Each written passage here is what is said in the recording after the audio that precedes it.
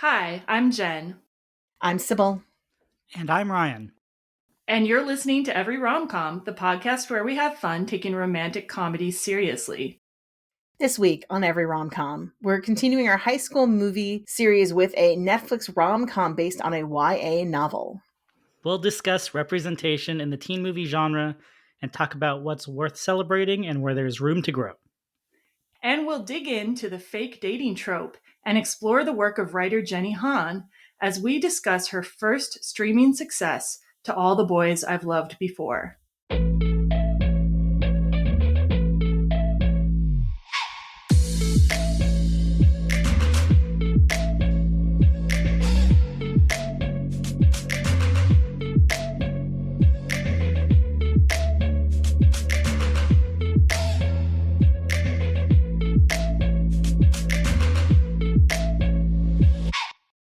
Hello, Cybil.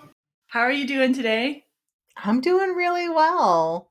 I'm hearing that you're now going to be a part-time Los Angeles dweller again. Is that right? I mean, I have, and I've just been couch surfing for the last, I'm going to say 2 years. But I have a new location. If people don't know, this is the first time you're listening. I'm an esthetician, and I own a small, skincare studio. And I signed a lease for that for 3 years in LA. And then the apartment above it became available. So it just seemed like a win-win to accept it. It's the tiniest studio ever. It's 289 square feet. So if you don't know how small that is, it's like the size of a small kitchen. But but it stops people from walking above me, and I can easily drop stuff there. I can sleep there, I can shower. So it's really great. Well, I'm very happy for you, and I hope that the cats will also enjoy this space. So, I mean, my cats are my cats. I will say my old man Sage, who's about to have his 20th birthday, has been having a little bit of health issues, but he seems to be bouncing back. So fingers crossed. Well, best of luck to Sage on his upcoming birthday. Very good. So I'm really excited today, Cybil. We're going to have a new guest on the show, Ryan Pak from the Soundtrack Your Life podcast. I have previously been on Ryan's show. I was talking about the movie Flashdance, and I had a great time. We had a really interesting discussion. And Soundtrack Your Life is a podcast about soundtracks and why they're important to us. So each episode of the podcast has a really unique character depending on why the guest responds to that soundtrack. Sometimes it's musically, sometimes it's cinematically, and sometimes it's more personally. And Ryan and his co-hosts and guests have covered a wide variety of movie soundtracks. And our listeners should know they've also covered rom-coms like Dirty Dancing, Singles, and music and lyrics. Ryan himself is a musician with a degree in film studies, so this podcast is a perfect intersection of his main passions. And I'm so excited to have him on today. Ryan, thanks so much for joining us on Every Rom-Com. I'm very happy to be here. So, Ryan, I've got so many questions for you. So, you said that your podcast was born from a love of both music and film, but I'm wondering what led you to go to the next level and not just be passionate about those things, but actually put a podcast together? Because as we know here, it is so much work. Yeah, so the story is that I play music with a couple of friends, and we were gonna record some songs and try to self-release it. And I thought a good way to maybe promote that was to start a podcast where, on different episodes I could, play a snippet of what we were working on, or just to kind of mention to listeners that our music is available. But the pandemic hit, so we didn't have time to record. And then I just decided to kind of go forward with the podcast anyway. So on the first couple of episodes, I'm actually talking to one of my band members, Damon. And it kind of just went from there. Nice. Okay, so it's interesting. So it started out as one thing and it kind of became its own thing, it sounds like. Yeah, it's kind of consumed my life in a good and bad way. Yeah, I identify with that quite a bit. So as to your music, what type of instrument do you play, or what kind of music do you make? So I play guitar, and I can play piano as well. But the band, I just mostly play guitar and do vocals. Nice. And I guess you would call our music like 90s influenced indie rock. Cool. Yeah, I can get behind that. Nice. And yeah, and do you have a page up for that as well as for the podcast then, like that you can tell us about? We're working on it. When we have some music up, we'll probably create like a SoundCloud or something where people can check it out. Okay, Very awesome. Well, cool. I will look Yeah. forward to seeing that when it arises. So, as to soundtrack your life, so you have two co-hosts and you have women co-hosts, which is kind of unique. How did they become involved in the project? So I've known Brandis and Nicole for over 10 years now. So we used to work together at an advertising agency. And for some reason, we just became really good friends. And when I started this project, Brandis was kind of like my sounding board for it. And then knowing that I didn't want to kind of solo host everything, I had the idea of bringing Nicole into the fold at some point. And then I had Brandis as a guest, and she actually had a really good time. So it ended up being all three of us. Nice. So, what are some of like your favorite episodes of Soundtrack Your Life? I know it's hard to pick, but do you have a couple that like just really stand out to you or that you learned something really fascinating about the soundtrack from? Yeah, we've had the great opportunity to interview some people who've actually worked on soundtracks. So it's been nice to get kind of a peek behind the curtain. So we've had a Interesting. couple composers and a couple of people who have had their band on different soundtracks. So it's been really cool. Like I learned that one of our guests, he was in charge of arranging the acapella Afternoon Delight scene in Anchorman. Nice. And do you have any personal favorite soundtracks?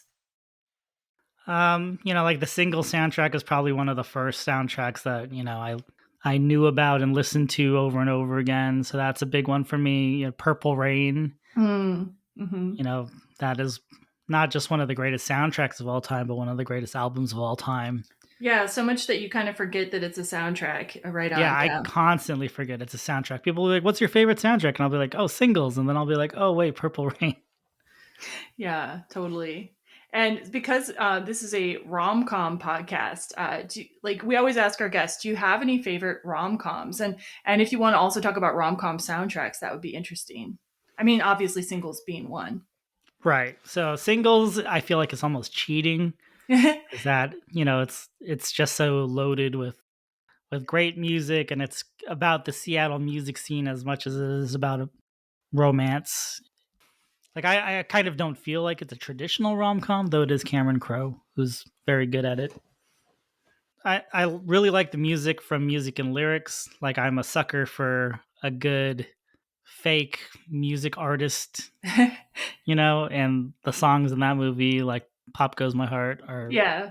just so fun. I don't know Yeah. if it's my favorite rom com, but I think soundtrack wise, it's a lot of fun.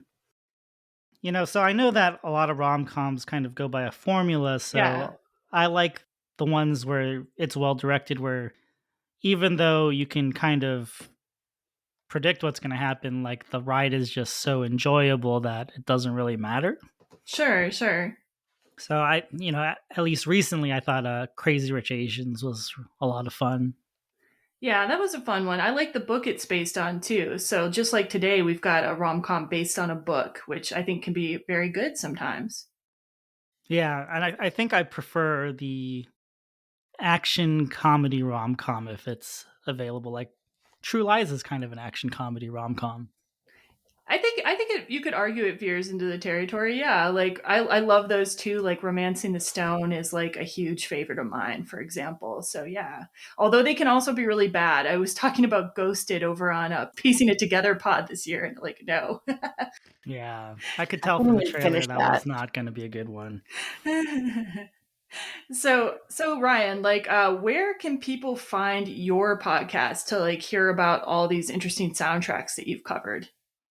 So they should be available on pretty much any major podcast platform, or you can go to www.soundtrackyourlife.net if you just want to go to our website and find it there. Yeah, and I really recommend checking out your podcast. Like, I think you've had so many interesting discussions and you've covered such a wide variety of movies. And like, especially, I know there's a ton of people out there who are interested in both music and movies. So if that's your jam, like, there's a good place for you to go. So check him out. So before we get started today, a few notes. First, as usual, there will be a spoiler-free section at the beginning of the episode, and we will warn you when the spoilers are about to start. We'd also like to remind you that you can follow the podcast on social media. Our Facebook page is Every Rom Com Podcast and Blog. Our Instagram is at Every Rom Com, and our Twitter handle is at Every Rom Com Pod. And we really do, welcome interaction on those platforms, like especially on Twitter. You could definitely have a conversation with yours truly. And as always, you can find the podcast at everyromcom.com. Send us feedback at feedback@everyromcom.com. And if you like what you hear, please rate, review, and subscribe to us on Apple Podcasts or wherever you get your podcasts. And finally, if you like what we're doing at Every Rom-Com, we now have a Buy Me a Coffee page at buymeacoffee.com/everyromcom. All donations are used towards producing and hosting the podcast only. We'll put a link to our Buy Me a Coffee page in the show notes, and thank you in advance to anyone who's willing to help out. And now we're going to listen to the trailer for To All the Boys I've Loved Before. Junior year. I can hardly believe it. Thanks, Dad. We need to talk about your sexual health. No, please no. I want you to be safe. Dad, why are you giving me these? Don't forget to have fun. Yes, well, I have a lot of rubbers for that, specifically. I think you should branch out. Make some new friends. Nope. You never know what could happen. That's what I'm afraid of. My letters are my most secret possessions. I write them when I have a crush so intense, I don't know what else to do. There are 5 total. Peter, the most popular guy in school, Kenny from camp, Lucas from homecoming, John Ambrose from Model UN, and Josh, but he's my sister's boyfriend. What are you doing? Nothing? Nobody else knows about them. Hey, can I talk to you? I really appreciate it, but it's never gonna happen. I'm sorry, what? I think it's really cool that you think I have golden specks in my eyes. Oh my god, it's Josh. Oh my God. Oh, okay. The letters are out. Women. Tell me about it. Here's the thing. I had to make it look like I liked you so somebody else wouldn't think I liked them. What if we let people think that we were actually together? Let's do this. I've never seen you so happy. Did you mean what you wrote in the letter? I'm lying to every single person in my life. Just don't hide yourself, okay, honey? You can't just sit up in your room writing love letters. You gotta tell people how you feel when you feel it. All right, that was our trailer for To All the Boys I've Loved Before. Any comments on our trailer or? I actually love that trailer, and it's good to listen to as well. Literally hits all the points of the movie where I'm like, yes. Cool. Yeah, I think Netflix does a decent job with their trailers, for sure. Yeah, it's an effective trailer. I just think that starting off with that sex joke kind of makes you think the humor of the movie might be a little bit different, but Yeah. I felt the same thing about that. I felt like it was like some kind of weird clickbait almost. But it is like in my opinion, the funniest line. It is the funniest, in my opinion. So I understood why somebody wanted to put it in there. Her delivery of that is brilliant, where she's like, I have all the rubbers. Yeah. She doesn't call them condoms. She calls them rubbers. It's hysterical. Maybe they were also trying to put John Corbett out front to lure in the adults. You know what I mean? Yeah, that's true. Yeah. I was very happy to see him in this movie. Oh, cool. Yeah. He's a good guy, I think. All right, so some basic information about To All the Boys I've Loved Before. It came out on August 17th, 2018, which I realized in the process of doing research was 2 days after the premiere of Crazy Rich Asians. So, like, these were both, like, sort of big wins for representation that year, and they both came out within, like, 2 days of each other, which is kind of wild. It was directed by Susan Johnson. It was written by Sofia Alvarez, based on the book by Jenny Han. And it stars Lana Condor, Noah Centineo, Janelle Parrish, Anna Cathcart, John Corbett, and Israel Broussard.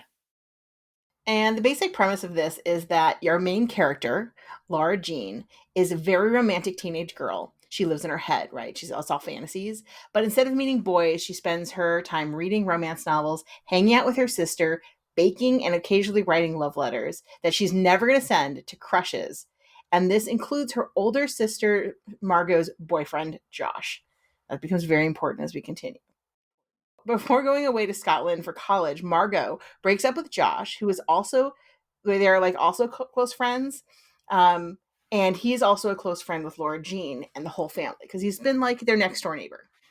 At around the same time, Lara Jean's younger sister Kitty sends out Lara Jean's love letters, including a letter she wrote to Josh. Lara Jean is then confronted at school by other recipients of her letters, including Peter Kavinsky, a popular guy who's been dating Lara Jean's ex-friend Jen, though Jen recently broke up with him. If you're having trouble staying with it, this is how it is, okay? This is like high school, guys, okay? Yeah. As Peter is telling Lara Jean I feel like we should have like a diagram. I know. No, it seems like this really simple movie, and then you try to figure out break down the plot, and you're like, whoa, there's a lot of things going on here. Yeah. Oh my gosh, okay. As Peter is telling Lara Jean he's flattered, but he's not, it's never going to happen between them. Lara Jean sees Josh approaching and in a panic decides to kiss Peter. For obvious reasons, right? That's like what your choice is. Lara Jean and Peter make a deal to pretend to date each other in order to make Jen jealous and to show Josh that Lara Jean isn't interested in him romantically anymore. Yeah, isn't it crazy? Like, seriously, like this movie doesn't feel that complicated, but like all of this happens, I think, within like 15, 20 minutes of the movie starting. Like, and it's like, whoa, this is like some Russian novel stuff going on here. Every rom-com trope right here now.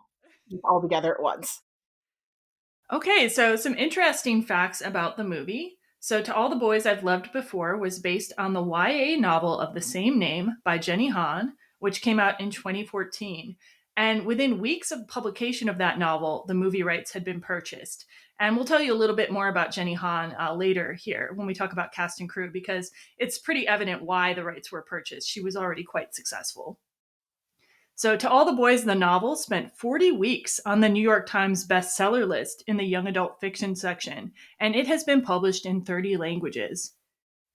The love letters in To All the Boys were inspired by author Jenny Han's real-life habit of writing love letters that she never sent and hiding them in a hat box. Han told the LA Times that she encountered resistance around casting an Asian actress as Lara Jean. She said, quote, "There were so many times when I was asked about casting, why does she have to be Asian if there's nothing in there about her being Asian?" End quote. Which, first of all, like, there is stuff in there, especially when you get into the second and third novels, so it doesn't make any sense. But yeah. However, both Han and director Susan Johnson were advocates for casting an Asian American actress as Lara Jean. Actress Lana Condor said it was important for her to represent other Asian American girls since she saw so little of herself on screen growing up. She told Variety, quote, "It got to the point where there was so little representation. I just thought it was normal. My whole reason for doing this is so girls who look like me feel seen." End quote. And interestingly, the To All the Boys books were set in Virginia, but the movie is set in Portland, Oregon, and much of it, of course, was filmed in Vancouver, BC, where all movies are filmed, right? Many of them, yes. Yeah. And scenes at the high school were filmed at the Point Grey Secondary School in Vancouver, BC, if anyone's interested in the movie High School. So 2 more movies based on the book's sequels were released on Netflix. To All the Boys, P.S. I Still Love You in 2020, and To All the Boys, Always and Forever in 2021. Most of the original cast returned for the sequels, and new cast members were introduced. And excitingly, and Sibyl's the first one who told me about this actually, Jenny Han has been working as a creator and co-showrunner on the Netflix original spin-off series, XO Kitty, which features the youngest Song Covey sister, Kitty, studying in Korea, and the plot revolves around her romantic drama and her discovery of aspects of her mom's past. So I did actually watch that, Cybil, too. I know you said, I really like XO Kitty. Like, it's of all of them, it's probably my favorite. And I think it's just, I think it's also because it is, you said as somebody who's, lived in Korea, that it was very like it was like fantasy Korea. Yeah. And that was 100% true. That whole thing is so fantasy. And I really enjoyed that. It was like watching Bridgerton. It's just like all very fantasy. Nice. Well, I think you're going to tell us a little bit more about it later in the episode, if I'm not mistaken. Yeah. Yeah, cool. So let's talk about our kind of a general opinion of the movie. And like, so when did you see it? What did you think at the time? Has it been a rewatch for you? And what do you think of it now? So anyone can start. So I watched it for the first time this week. I believe my wife watched it shortly after it came out, but she likes to watch these movies without me because she thinks I hate all romantic comedies. Well, did you have any like visceral thoughts about it when you first watched it? I thought it was like a fun, breezy, 90 minutes of movie. Yeah, Huh. that's I watched it when it first came out as well, just because um, I wanted to make sure that I watched something that was representing kind of like romance, and I love the romantic genre. And although I tried to read the book when it first came out, it was not for me. It was far too frivolous. Oh, I like the books better. Okay, we're gonna have a yeah. Okay, keep going, keep going. Yeah, and I will say that I enjoyed the TV show. Like I enjoyed the TV show, but it did not make me want to watch the subsequent ones. So you watched the first movie. You haven't watched the sequels. No, but I Uh, watched XO Kitty and loved it.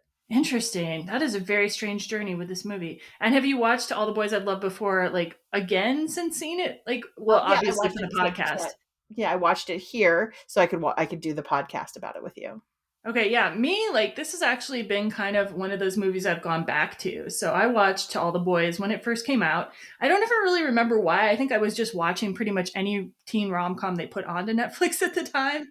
And this one, and as a result, this one really stood out because there are some not great teen rom coms on Netflix, to be honest. There's a lot of their output is not fantastic. But this one really stood out to me. I felt like it I don't know. Is it actually only 90 minutes? Because it feels like it's a little longer and lets things breathe a little bit more.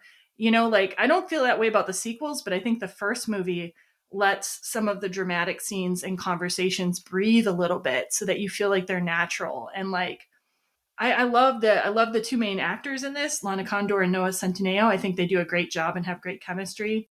I love like the heart behind it. And I actually like did go and read the books then for this podcast episode. I decided to read all three of them. And I've seen the other two movies as well.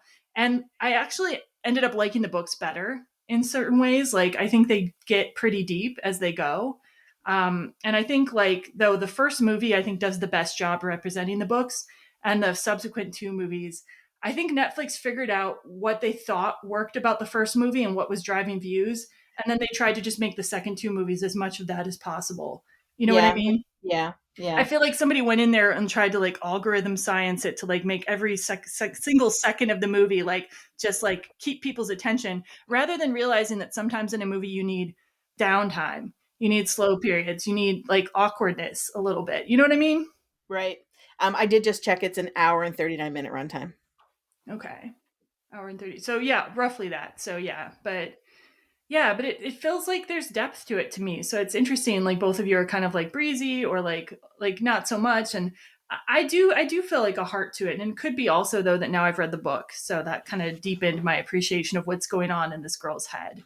Like she's a very different teenager than I was. She's much more wholesome than I was, but I kind of like it. I kind of like that there's a different kind of teenager being represented, and she doesn't isn't expected to change either. Right. Right. Any other initial thoughts or general opinion of the movie?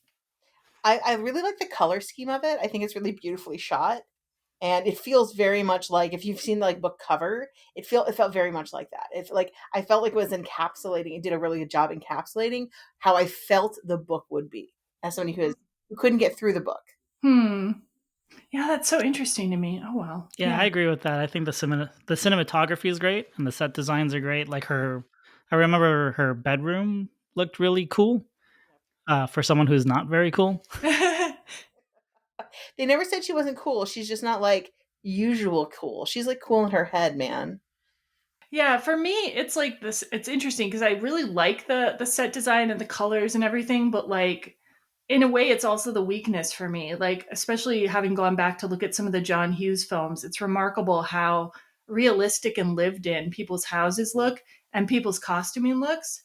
And like that was I think because we were coming out of the 70s when like cinema was supposed to be kind of realistic and gritty looking, right?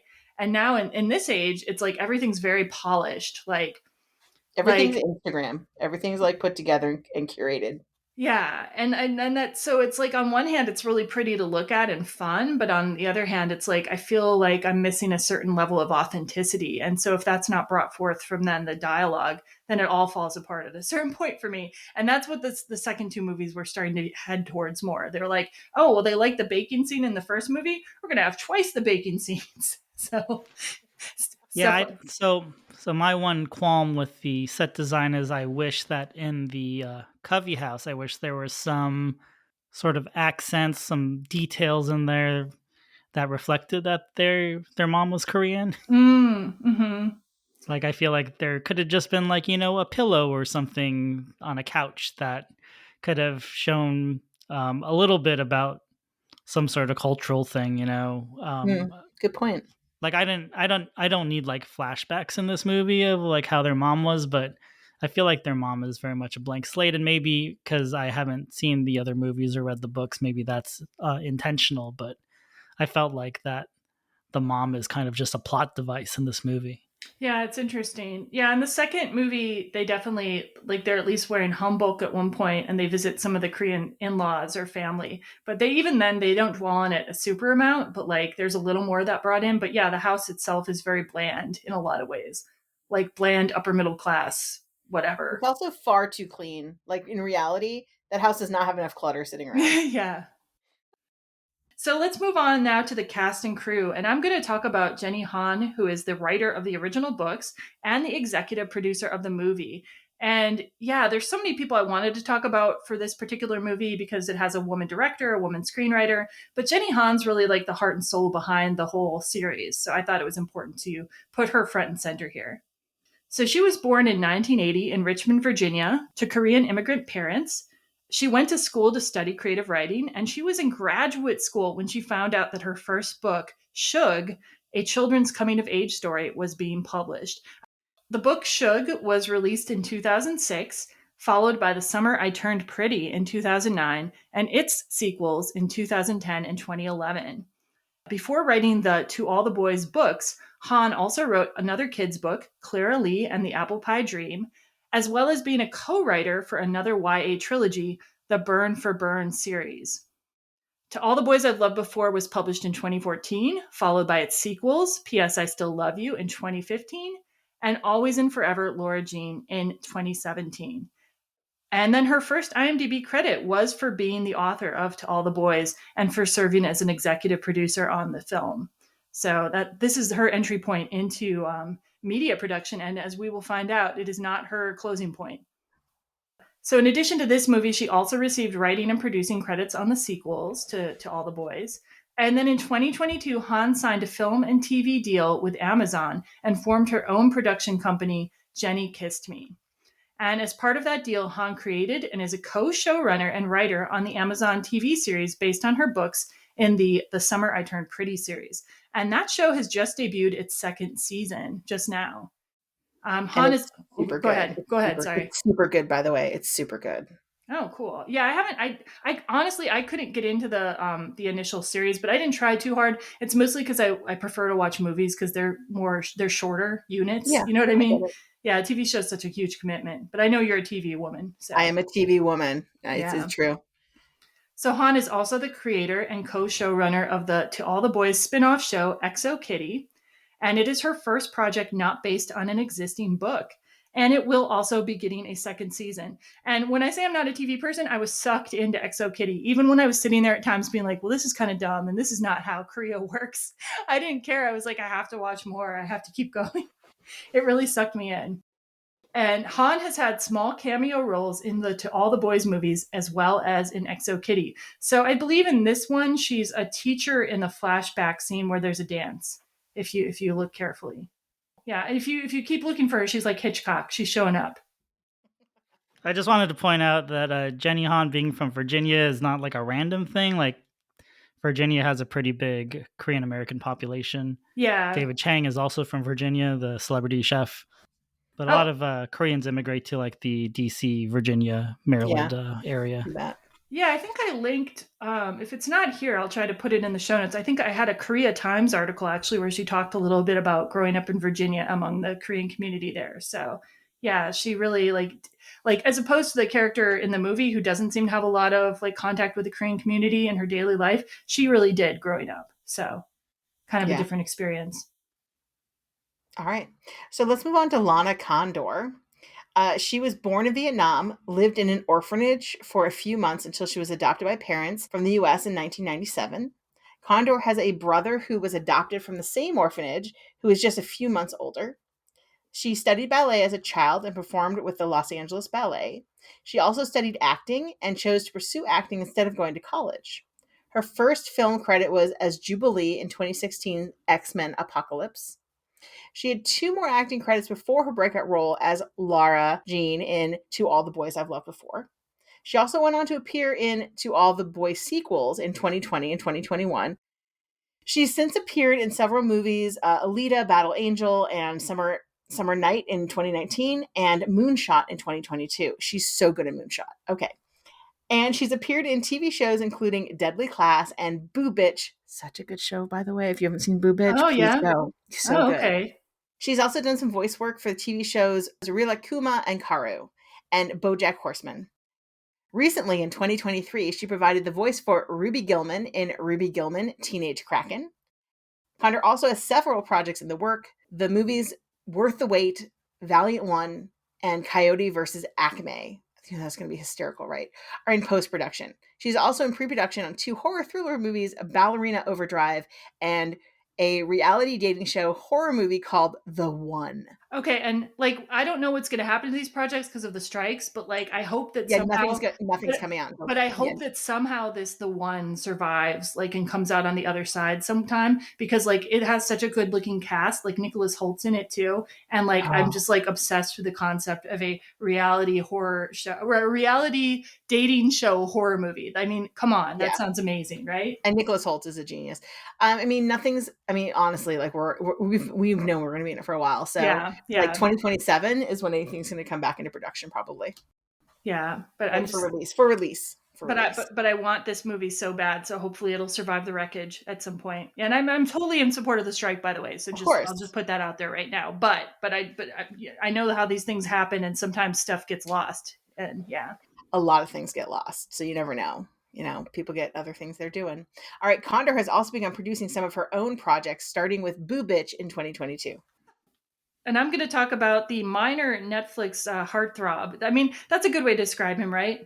I agree. Noah Centineo. So yeah, Noah Centineo's really kind of become the Netflix go-to like teen rom-com dude, basically. So he was born in Miami, Florida in 1996, and he grew up in Florida. His first IMDb credit is for the movie The Gold Retrievers in 2009. And some of his other work before To All the Boys included the movies Turkles, SPF 18, and Can't Take It Back. And he had guest roles on several TV shows and regular roles on the TV shows The Fosters and Tagged. Since To All the Boys I've Loved Before, he's appeared in both of the movie's sequels, as well as the movies Sierra Burgess is a Loser, Swiped, The Perfect Date, the 2019 Charlie's Angels reboot, and Black Adam. And recently he's had a starring role in the Netflix series The Recruit. And coming up, Centineo has several projects in various stages of production.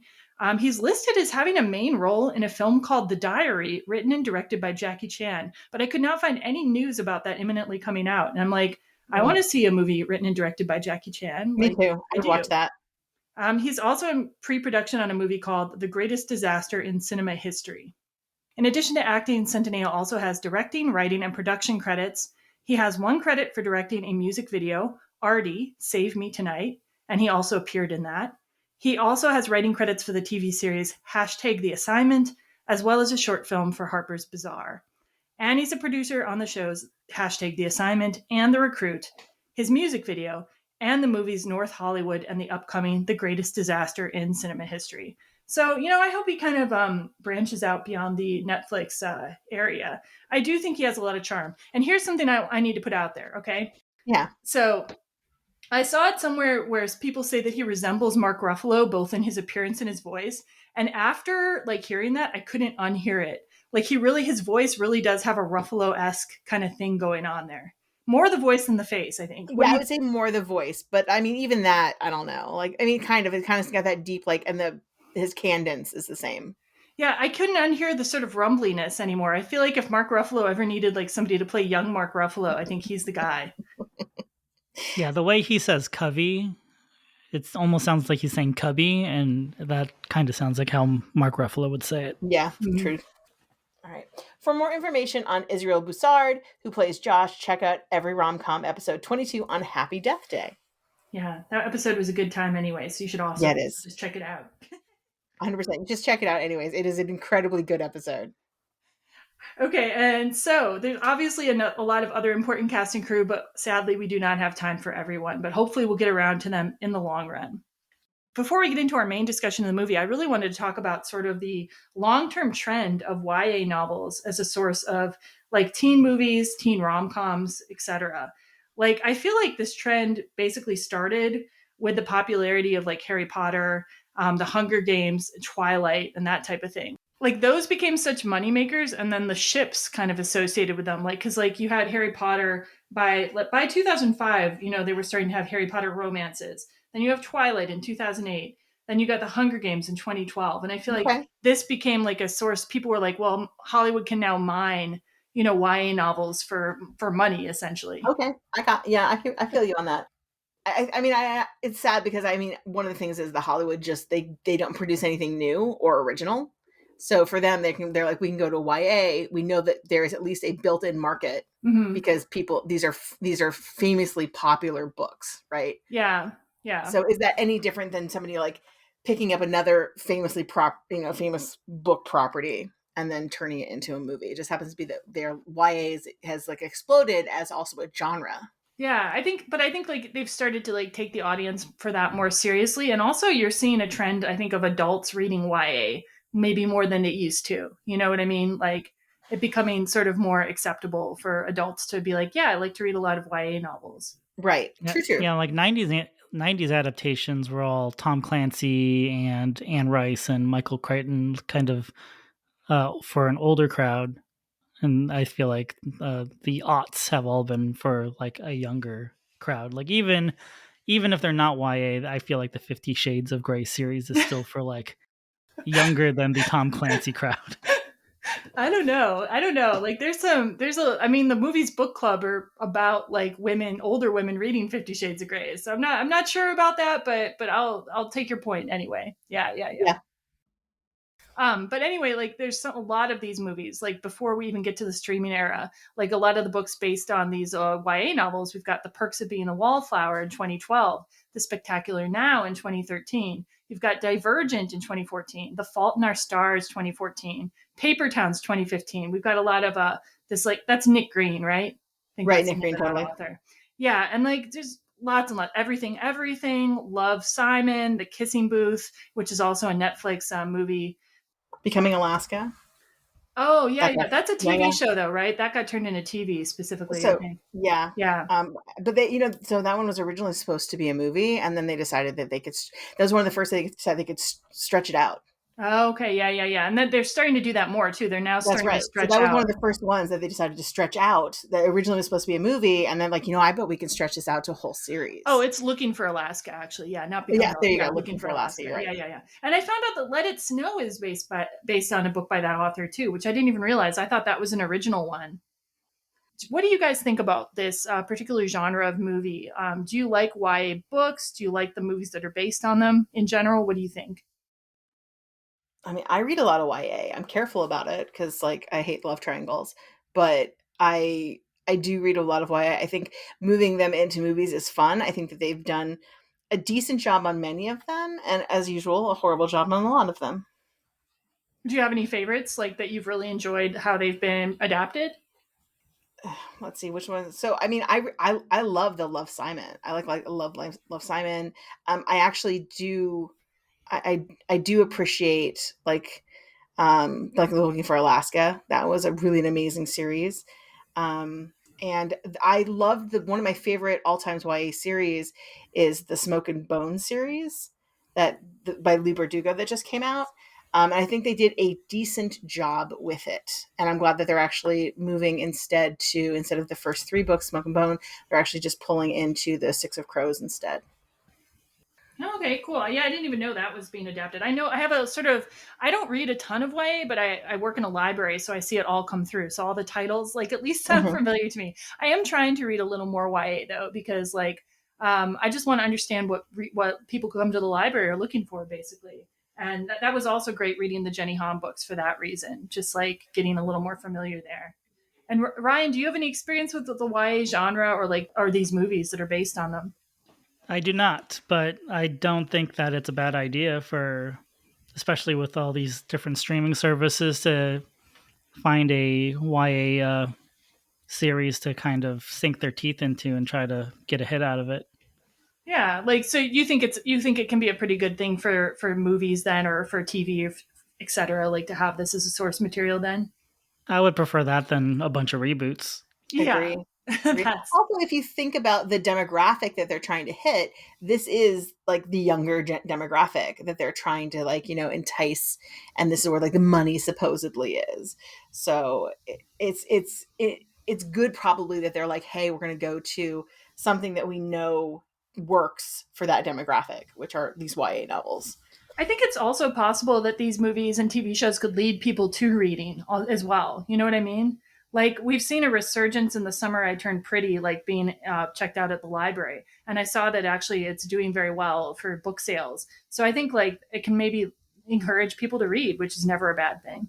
Never a bad thing. Thank you, Harry Potter books. Yeah, like all these books, like all these movies and properties have encouraged children to read again, which is fantastic. So, Agree.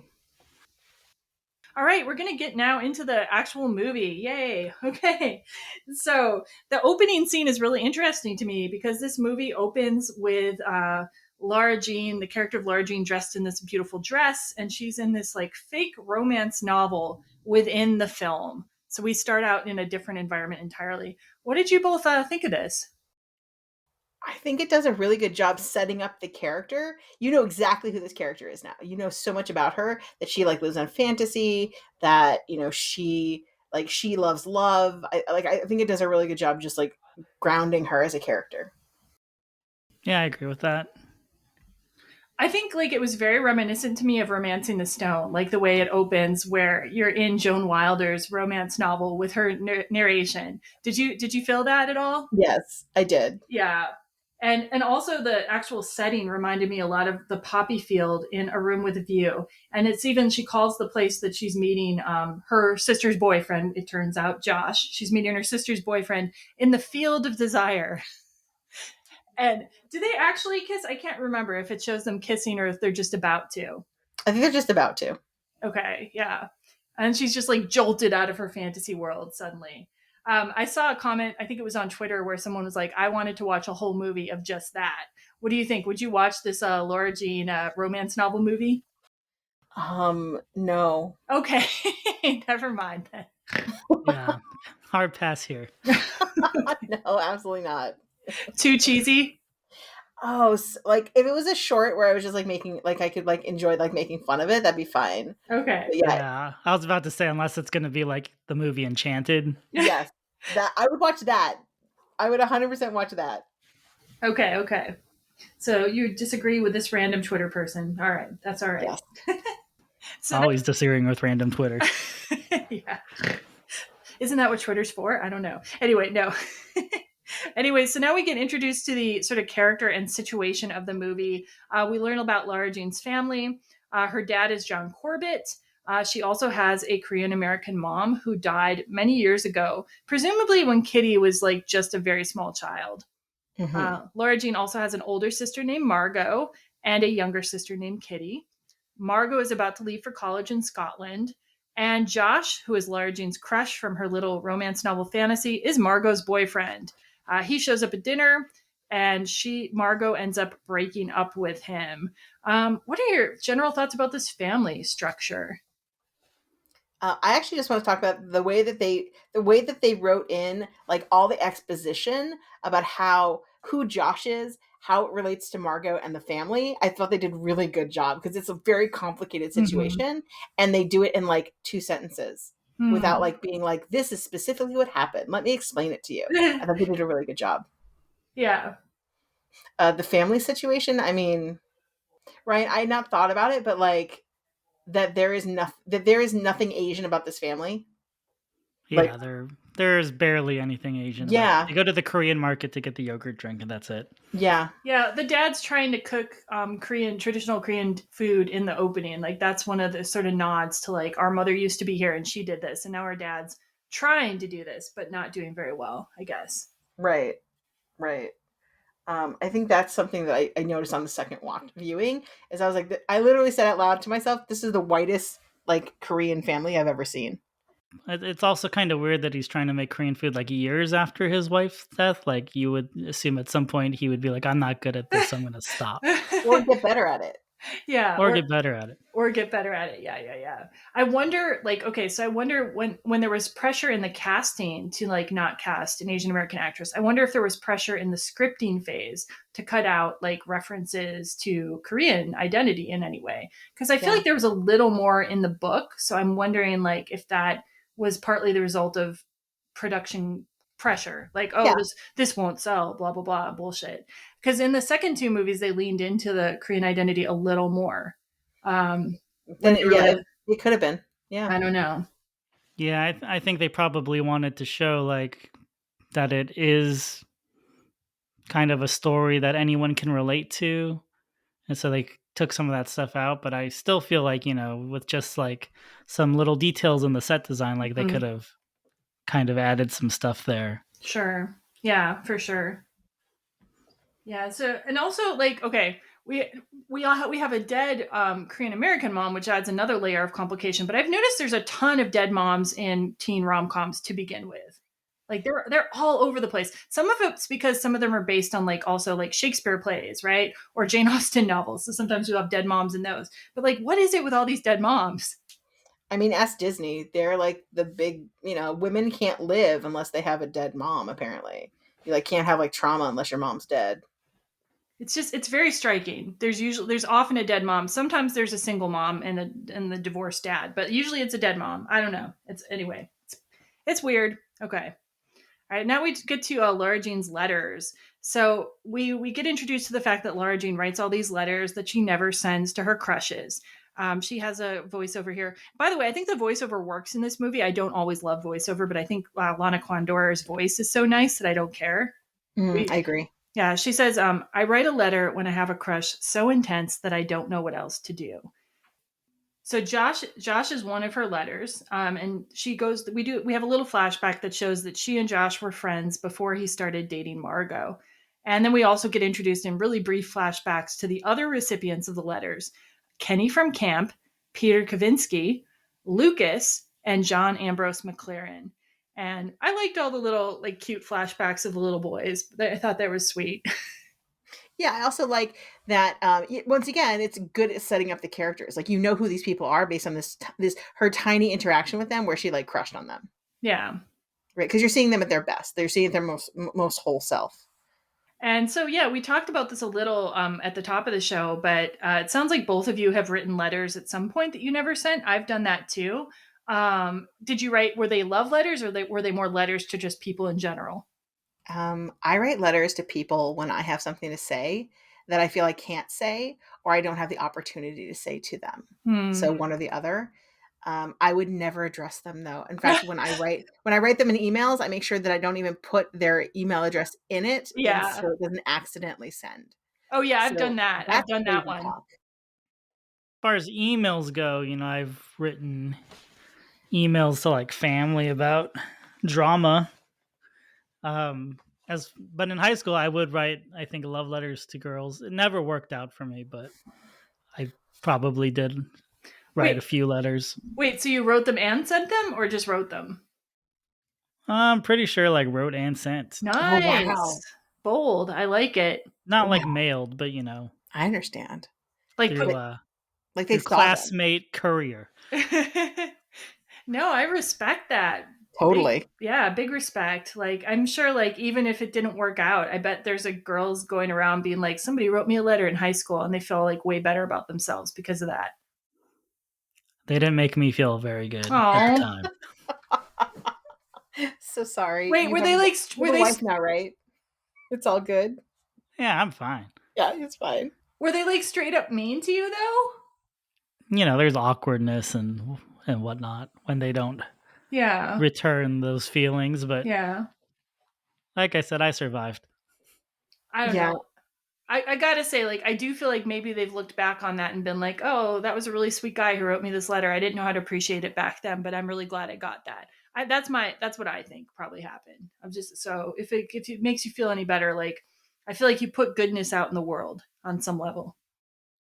Yeah, I'd say the same.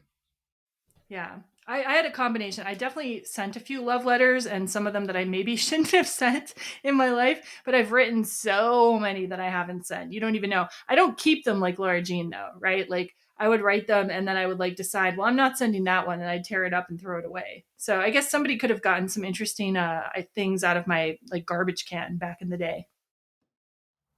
That is what you do with letters. You do not address them.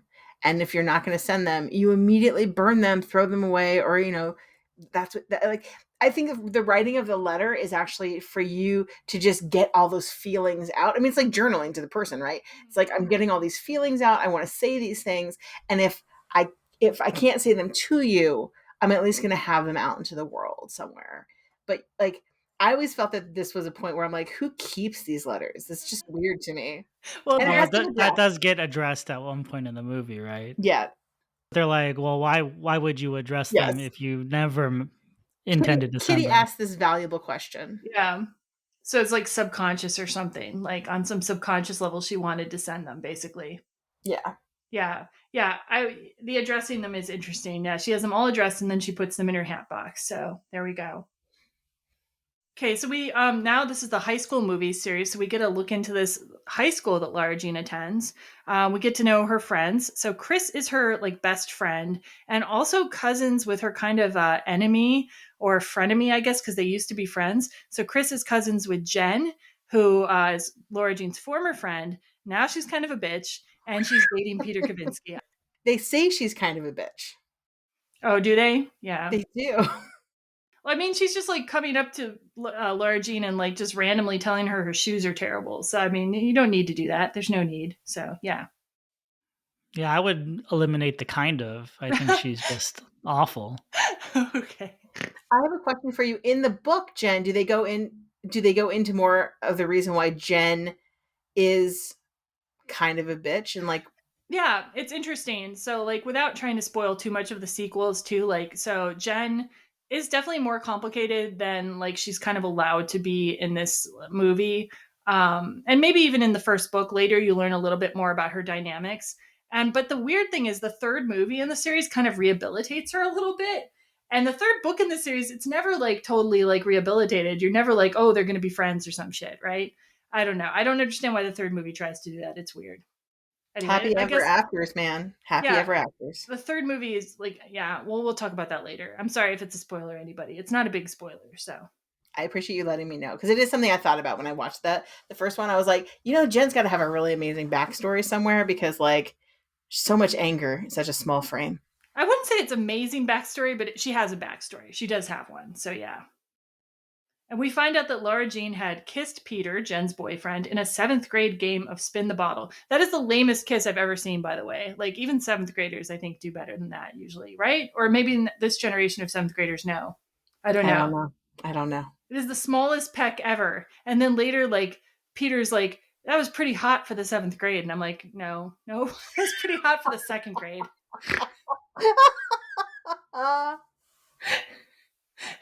I mean, I understand why you don't want to have little kids making out with each other in movies, right? But like, but it makes it kind of belies like what Peter says later, don't you think? Yeah. Anyway. Yeah. Small quibble. And then we see a scene where Lara Jean's eating lunch on the bleachers with Josh, who's just been broken up with. This is something I noticed because we just covered 16 Candles. She's eating carrots and pretty much only carrots. And it feels like a nod to 16 Candles where Molly Ringwald takes carrots to school. Of course, in that movie, she's eating them to increase the size of her breasts, which, like, not to be creepy, but that is not a problem Lana Condor has in this movie. But but I feel like it's a direct nod to 16 Candles. What do you think? I 100% agree with that. When I saw that, I was like, wow, this is very 16 Candles. And then later, 16 Candles comes up and I'm like, boom, right there. Yeah, they're like seeding a lot of like subtle things in here. Yeah. Yeah, we also find out Lara Jean is a bad driver, which I totally relate to because I right now still have anxiety, so I haven't gotten my license since we moved back from Korea again. I have never gotten my license back, so there you go. I relate to her on that level. I'm going to quibble about this and say that Lara Jean is not a bad driver. She is an insecure driver. Yeah, okay, but that's a type of bad driving. Like, I mean, well, no, because she doesn't get behind the wheel. Like, she's not actively bad. She just knows that maybe because she's nervous, she shouldn't be behind the wheel. I mean, she is kind of actively bad. She almost runs over Peter. Yeah, that's what I was gonna say. Running over someone's pretty much the definition of bad. She didn't kill the person. It's fine. Well, she's the movie would end there. Yeah, she's better than Cher in Clueless. I'll give you that. Yes.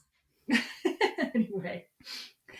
So yeah, we get the idea now that Lara Jean is not super popular at school because she's at home on a Saturday night watching Golden Girls with Kitty. And Sybil, do you mind doing this little bit of dialogue with me? Like you can be Kitty or Lara Jean. I don't care. I'll be Kitty. All right. Oh, you'll be Kitty. Okay. I'm gonna be Kitty. Ready? I'm not telling you this to make you feel bad, but Lara Jean, I'm 11 and I canceled plans to be here tonight. And while you're 16, I don't think you had anything else going on. Am I right? That was way harsh, Kitty. I knew you'd try to be Kitty too, because I bet you're a kitty. Such a kitty. Is she like the character you most identify with in this film? Yes, and that's probably why I really was excited when XO Kitty came out, because I was like, oh, Kitty's the best. She's so mean. I love her. She's very practical. Yeah, and very assertive. Very assertive. I like her character. I'm definitely like, I feel like I relate most to Lara Jean, but I don't totally relate to her. I was definitely a homebody. I like to read a lot. I was very dreamy and romantic, but I'm not totally like her. Do you have any, Ryan, this is one of our joys when we're watching these teen rom-coms. Do you have any characters that you related to in this film thus far? Maybe Josh, but I don't think I would be friends with a girl and then dating her sister. Oh, really? You wouldn't be friends. That. You wouldn't be friends with one girl and dating the sister? I just don't. I can't recall a situation where. Not that I would not like the sister, but to be in that situation where it's like, okay, I'm friends with this sister first, and now I'm going to date her older sister. Like, yeah, it's super weird. I agree. Really? Yeah. Okay. Yeah, I don't know. I don't feel it's like super weird. Like I was friends with like a set of three brothers like when I was in like high school and a little bit after high school, and like I dated one of them, but I was friends with his older brother first, and like the younger brother definitely wanted to date me at one point, but like he was too young for me. But it was definitely like it didn't feel weird like per se. I could see this is an interesting question too, because like I feel that if enough time has elapsed and you're like in high school, you could conceivably date a different sister later, but clearly neither of you think this is kosher. That's fucking bad. No, why? It's high school. Like, how much do you change over the years? Like, okay, ready? Okay, if you dated if let's say someone dated their sister, brother, whatever, in high school, right? A friend, right? If in college or as an adult you meet again, yeah, then yes, but you can't have been friends, and I mean like good friends. Why? Because it's just weird. Why? It's emotionally weird. It's emotionally toxic. I don't think so. I think if everybody is in agreement and you're very open and transparent about things, like obviously, like if somebody's going to be way too hurt, like you got to get that out in the open. And I think that's for the siblings to discuss amongst themselves too. You know what I mean? Right, like, I think there's just too much communication that needs to happen for that to work out. Communication is good. You need to communicate anyway. I don't know. Yeah, people don't, and that's the real thing. Well, I do. So. Right, so I'm gonna go one step further. How do you feel about like the dead brother dates the wife? Wait, what? Who's now a widow, right? So like it falls in the same way. What situation are you talking about though? Like, are you talking not in this one, but like let's say Hamlet. How do you feel about that? Well, Hamlet's fucked up for a lot of different reasons, but that's because it's like a weird power dynamic, and somebody murdered somebody. Like, I'm not talking about we're gonna murder someone. Take away the murder. No, if you take away the murder, it's very different, Sybil. Okay, well, see, it falls in the same land to me. It's like weird. I don't know. I think it's families shouldn't be in dating. Nah. There's weird shit like that in the Bible too. I think it really depends on like how serious the relationship was to begin with, for one thing. Okay. And then it depends upon how like the siblings are relating to one another. So if there's like a lot of bad blood to begin with, you wouldn't want to go there. But if they're like pretty friendly and open with each other and like they've processed things and like one of them has moved on, then I don't see what the problem is. It's like a friend's date, like a different friend. You know what I mean? I don't know. Anyway, that's my 2 cents. All right. I'm glad we got into this actually. Yeah. Yeah, no, I can't wait to see the comments on this. Anything else you want to put in, Ryan? No, I think I'm good on All right. trying to date my ex's sibling. Well, like I'm not actively trying to do that myself. I could just imagine a situation where it wouldn't be weird. That's all. Like maybe I was just trying to think of like if I was I ever in a hypothetical situation like that? Not really. And then would I want to be in a hypothetical situation like that? And I guess because like I don't want to cause drama or whatever, I probably would just be like, I don't want to date my friend's sibling now. It's interesting in the book they actually have Josh and Lara Jean really more directly be a possibility than in this movie ever. So I found that interesting. So yeah, there's little conversations they have that make it seem like, oh, this could be an actual triangle. You know what I mean? Anyway. Yeah. So now we get to a part where the letters are sent. We see Kitty like waits for Lara Jean to be asleep. Then she goes to the closet where the letters are located. This is why I don't think it's a spoiler, Sybil, because we see her take down the hat box. And so the letters get sent out. Lara Jean is horrified when she discovers this. And she's very worried that Josh is going to find out that she has a crush on him. And that Margot is going to find out that she has a crush on Margot's boyfriend. All right, I'm going to stop you for a second. Ex-boyfriend. Yeah. Ex-boyfriend. Sorry, ex-boyfriend. I will say that I have a visceral response to when Kitty sends out those letters and then LJ discovers it. I was like, I literally stood up and was like, oh no, like so loud. Wow. It was like, oh no. And then I'm like, I would die. And then she faints. I'm like, exactly. Wow. I'm like, I would die. I would leave this school and never come back. So you would not kiss Peter Kavinsky. Nope. I would run away and leave the school and go to my dad and be like, I have to change schools. I can't go there ever again. That school is dead to me. Yep. Yeah, she finds out because Peter confronts her with a letter and basically tells her it's not going to happen. And that's when she faints. The fainting is sort of believable. I don't actually find it very believable that she then kisses Peter when she sees Josh approaching, because she's kind of a wallflower character. So it seems like totally out of character, but it works as a plot device. So, and I don't mind it. Yeah. I mean, also like, I think you could make it like, I agree with you 100% you like on this, but I think you could make a case for the fact that she like in her mind, it's all gone sideways and like, this is as good as it's getting, so this might be a way out. Yeah. Hey. Then we further find out that Lucas James has received his letter, and they show a flashback of when they danced together at the freshman homecoming. And Lucas says, I'm gay, right? And she did not know, but then she pretends she does. And like he says he's out, but he's not super out because it's high school. And, I thought he was a cool character, like nice character to have in the movie. And they keep him throughout the series as well. Yeah, I like that he's the next person who kind of like de-escalates her a little bit. And that like I like that it like she fell in love with somebody or like had a crush on somebody who's just like really sweet, just very sweet. Yeah. A camp letter comes back returned to sender, so we don't have to deal with Kenny from camp.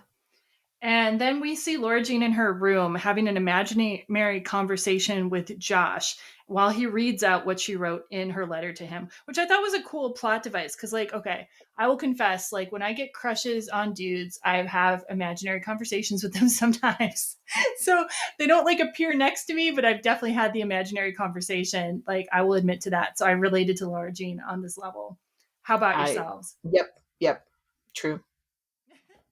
Yeah, not next to me though. Yeah, I haven't like actually envisioned a physical presence or anything, but like I've definitely gone through like this is what this conversation would go like. And then there's this part where the real Josh is approaching her door to ring on the doorbell, and imaginary Josh says about him, "I'm more real to you than he is." And I thought that was really interesting because like I do think like some of these crushes, especially when you're younger, you will project so much about a person.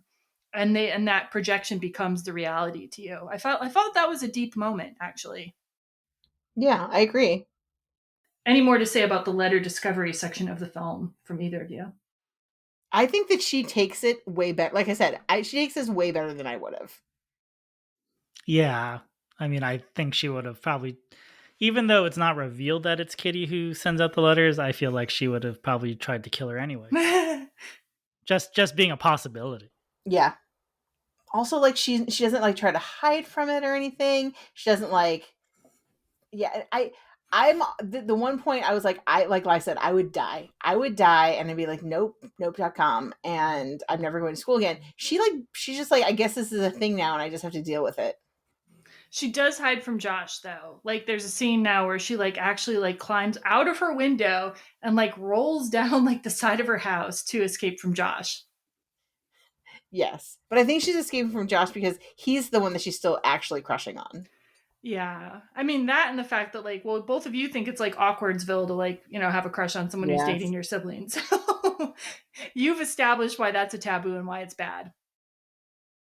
All right, so when Lara Jean escapes Josh, she goes to this like really cute cafe, and there she ends up having a conversation with Peter, who follows her there. I really wanted to quickly put in about this cafe. So I found this cafe, the Corner Cafe, to be very Portlandy. Like I was trying to figure out like where it was in Portland because it looked just like the kind of place you would see in North Portland when I was living there anyway. But it was actually in Vancouver.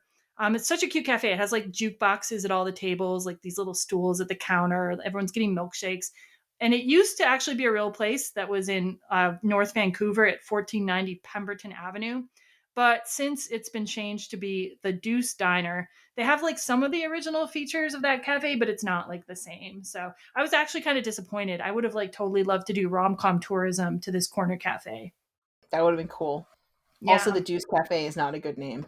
Yeah, it's spelled Douce. Maybe it means sweet because that's how you say sweet in French. I don't know. Doesn't matter.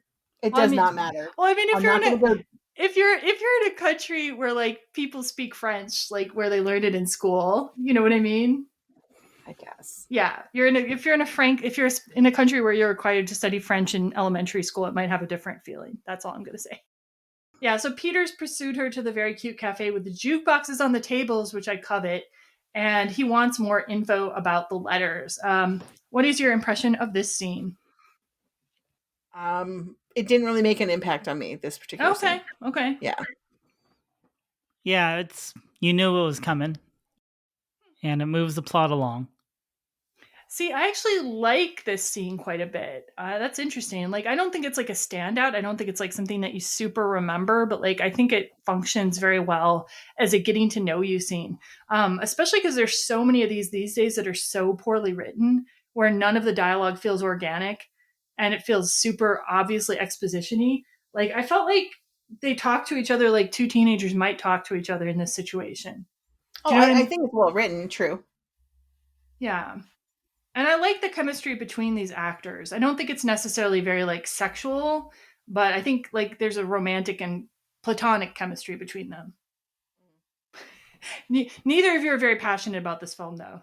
I can tell. I mean, they seem very chummy. Yeah. I think that it is a little surprising that they barely know each other. Why is that? Like, it feels like because like you said, they have this chemistry where it feels like, you know, they're very comfortable with each other. Was this, like, I can't remember if it was in this movie or the next movie where it is revealed that they were all friends when they were kids? It's like, this one. Okay. They talk about it. Yeah, they talk about how they were all, like, not like best friends, but they were all, like, you know, friendly to each other. Yeah, they were like, they were in the same friend group when they were kids, basically. Yeah.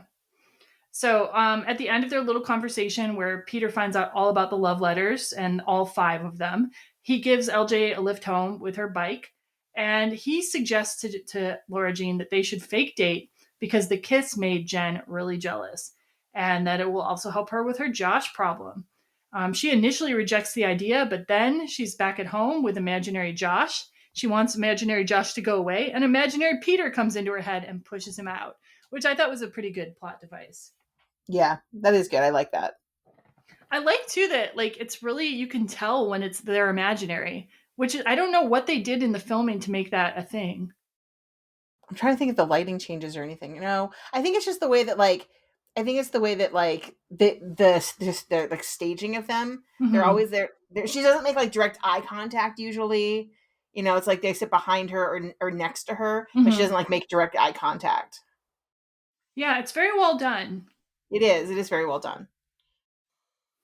All right, so we'll move on to their fake dating agreement. So Lara Jean decides she's going to say yes to dating Peter, fake dating Peter, and they draw up a contract. But first, she finds him on the lacrosse field, says, "Let's do this," and he kisses her. I thought that was a pretty good kiss, too. I do, too. I liked it. This is like our second good kiss in a movie, too, already. Yeah, so it's surprising that, in the contract, she's like, no kisses. Yeah. Because I was like, that seemed like a pretty good one. Seemed like you enjoyed it, Lara Jean. She's shy and kind of prudish on the outside, right? Yeah, and she specifically says, like, she doesn't want all her firsts to be fake. So, like, Peter's experience, she's not, and she doesn't want to end up in a situation where, like, they're going to second base, I guess, probably, right? But it's not real for him, which I can relate to. What do you think, though, Ryan? You'd be thinking that she'd be like, "Oh, I like this kiss. I wanna see where this goes." No, well, I mean, I will go with what Peter says, and you kissed me first. Mm-hmm. Like, you've already had a fake kiss, and then we had another fake kiss. Like, now there's no more kissing. Like, that's a weird rule. I think, like, it could make sense on two levels. Like, on one level, it could be like, she liked the kiss, and so she's afraid that if she likes it more, like, she's going to get hurt. You know what I mean? Mm-hmm. Yeah. And on another level, like, if you have a good kiss, it tends to build into other things. And that would take her into territory where it's these firsts that she's getting into. So I think, like, that's how I would defend that. Yeah, I think it's like, I like to see these good kisses in movies, though, because we're not getting enough of them in the modern rom-com era for whatever reason. Like, there's just fewer, like, we've been noting on the show, like, when we watch the modern rom-coms, there tend to be fewer kisses than there were in, like, maybe the 80s or something. So it's interesting to see. And it's interesting that this one has a lot of kisses. So maybe that's part of why it was popular. I don't know. Yeah. And, like, good kisses, like, solid. Like, yeah. Like, you actually feel a connection between them. And, there's not, like, slipping of tongues and stuff, but it's, like, feels like good, nice kisses. Yeah. Yeah. Okay, so now we come now to this contract that we're talking about here, and I've got a clip of that. So are we all ready for the clip? Yep, let's do it. But we need to figure something out because people are going to get very suspicious if I'm not allowed to touch you. Okay, you have a point. How about this? You can put your hand in my back pocket. Hand in your back pocket? Mm-hmm. What the hell is that? 16 candles. It's the opening image. It's a couples thing. Yeah, I mean, maybe in the 70s. 16 Candles was the 80s. John Hughes? Nothing? Okay. 2 more rules. You have to watch 16 Candles with me because it's a classic. And we can never tell anyone that this relationship is fake because it would be too humiliating for the both of us. Duh. First rule of Fight Club. What? Are you serious? You've never seen Fight Club? Oh my god. Okay, write it down. Double feature. After we watch the Candles movie, we are watching Fight Club. Fight Club. 16 Candles. No snitching. Anything else?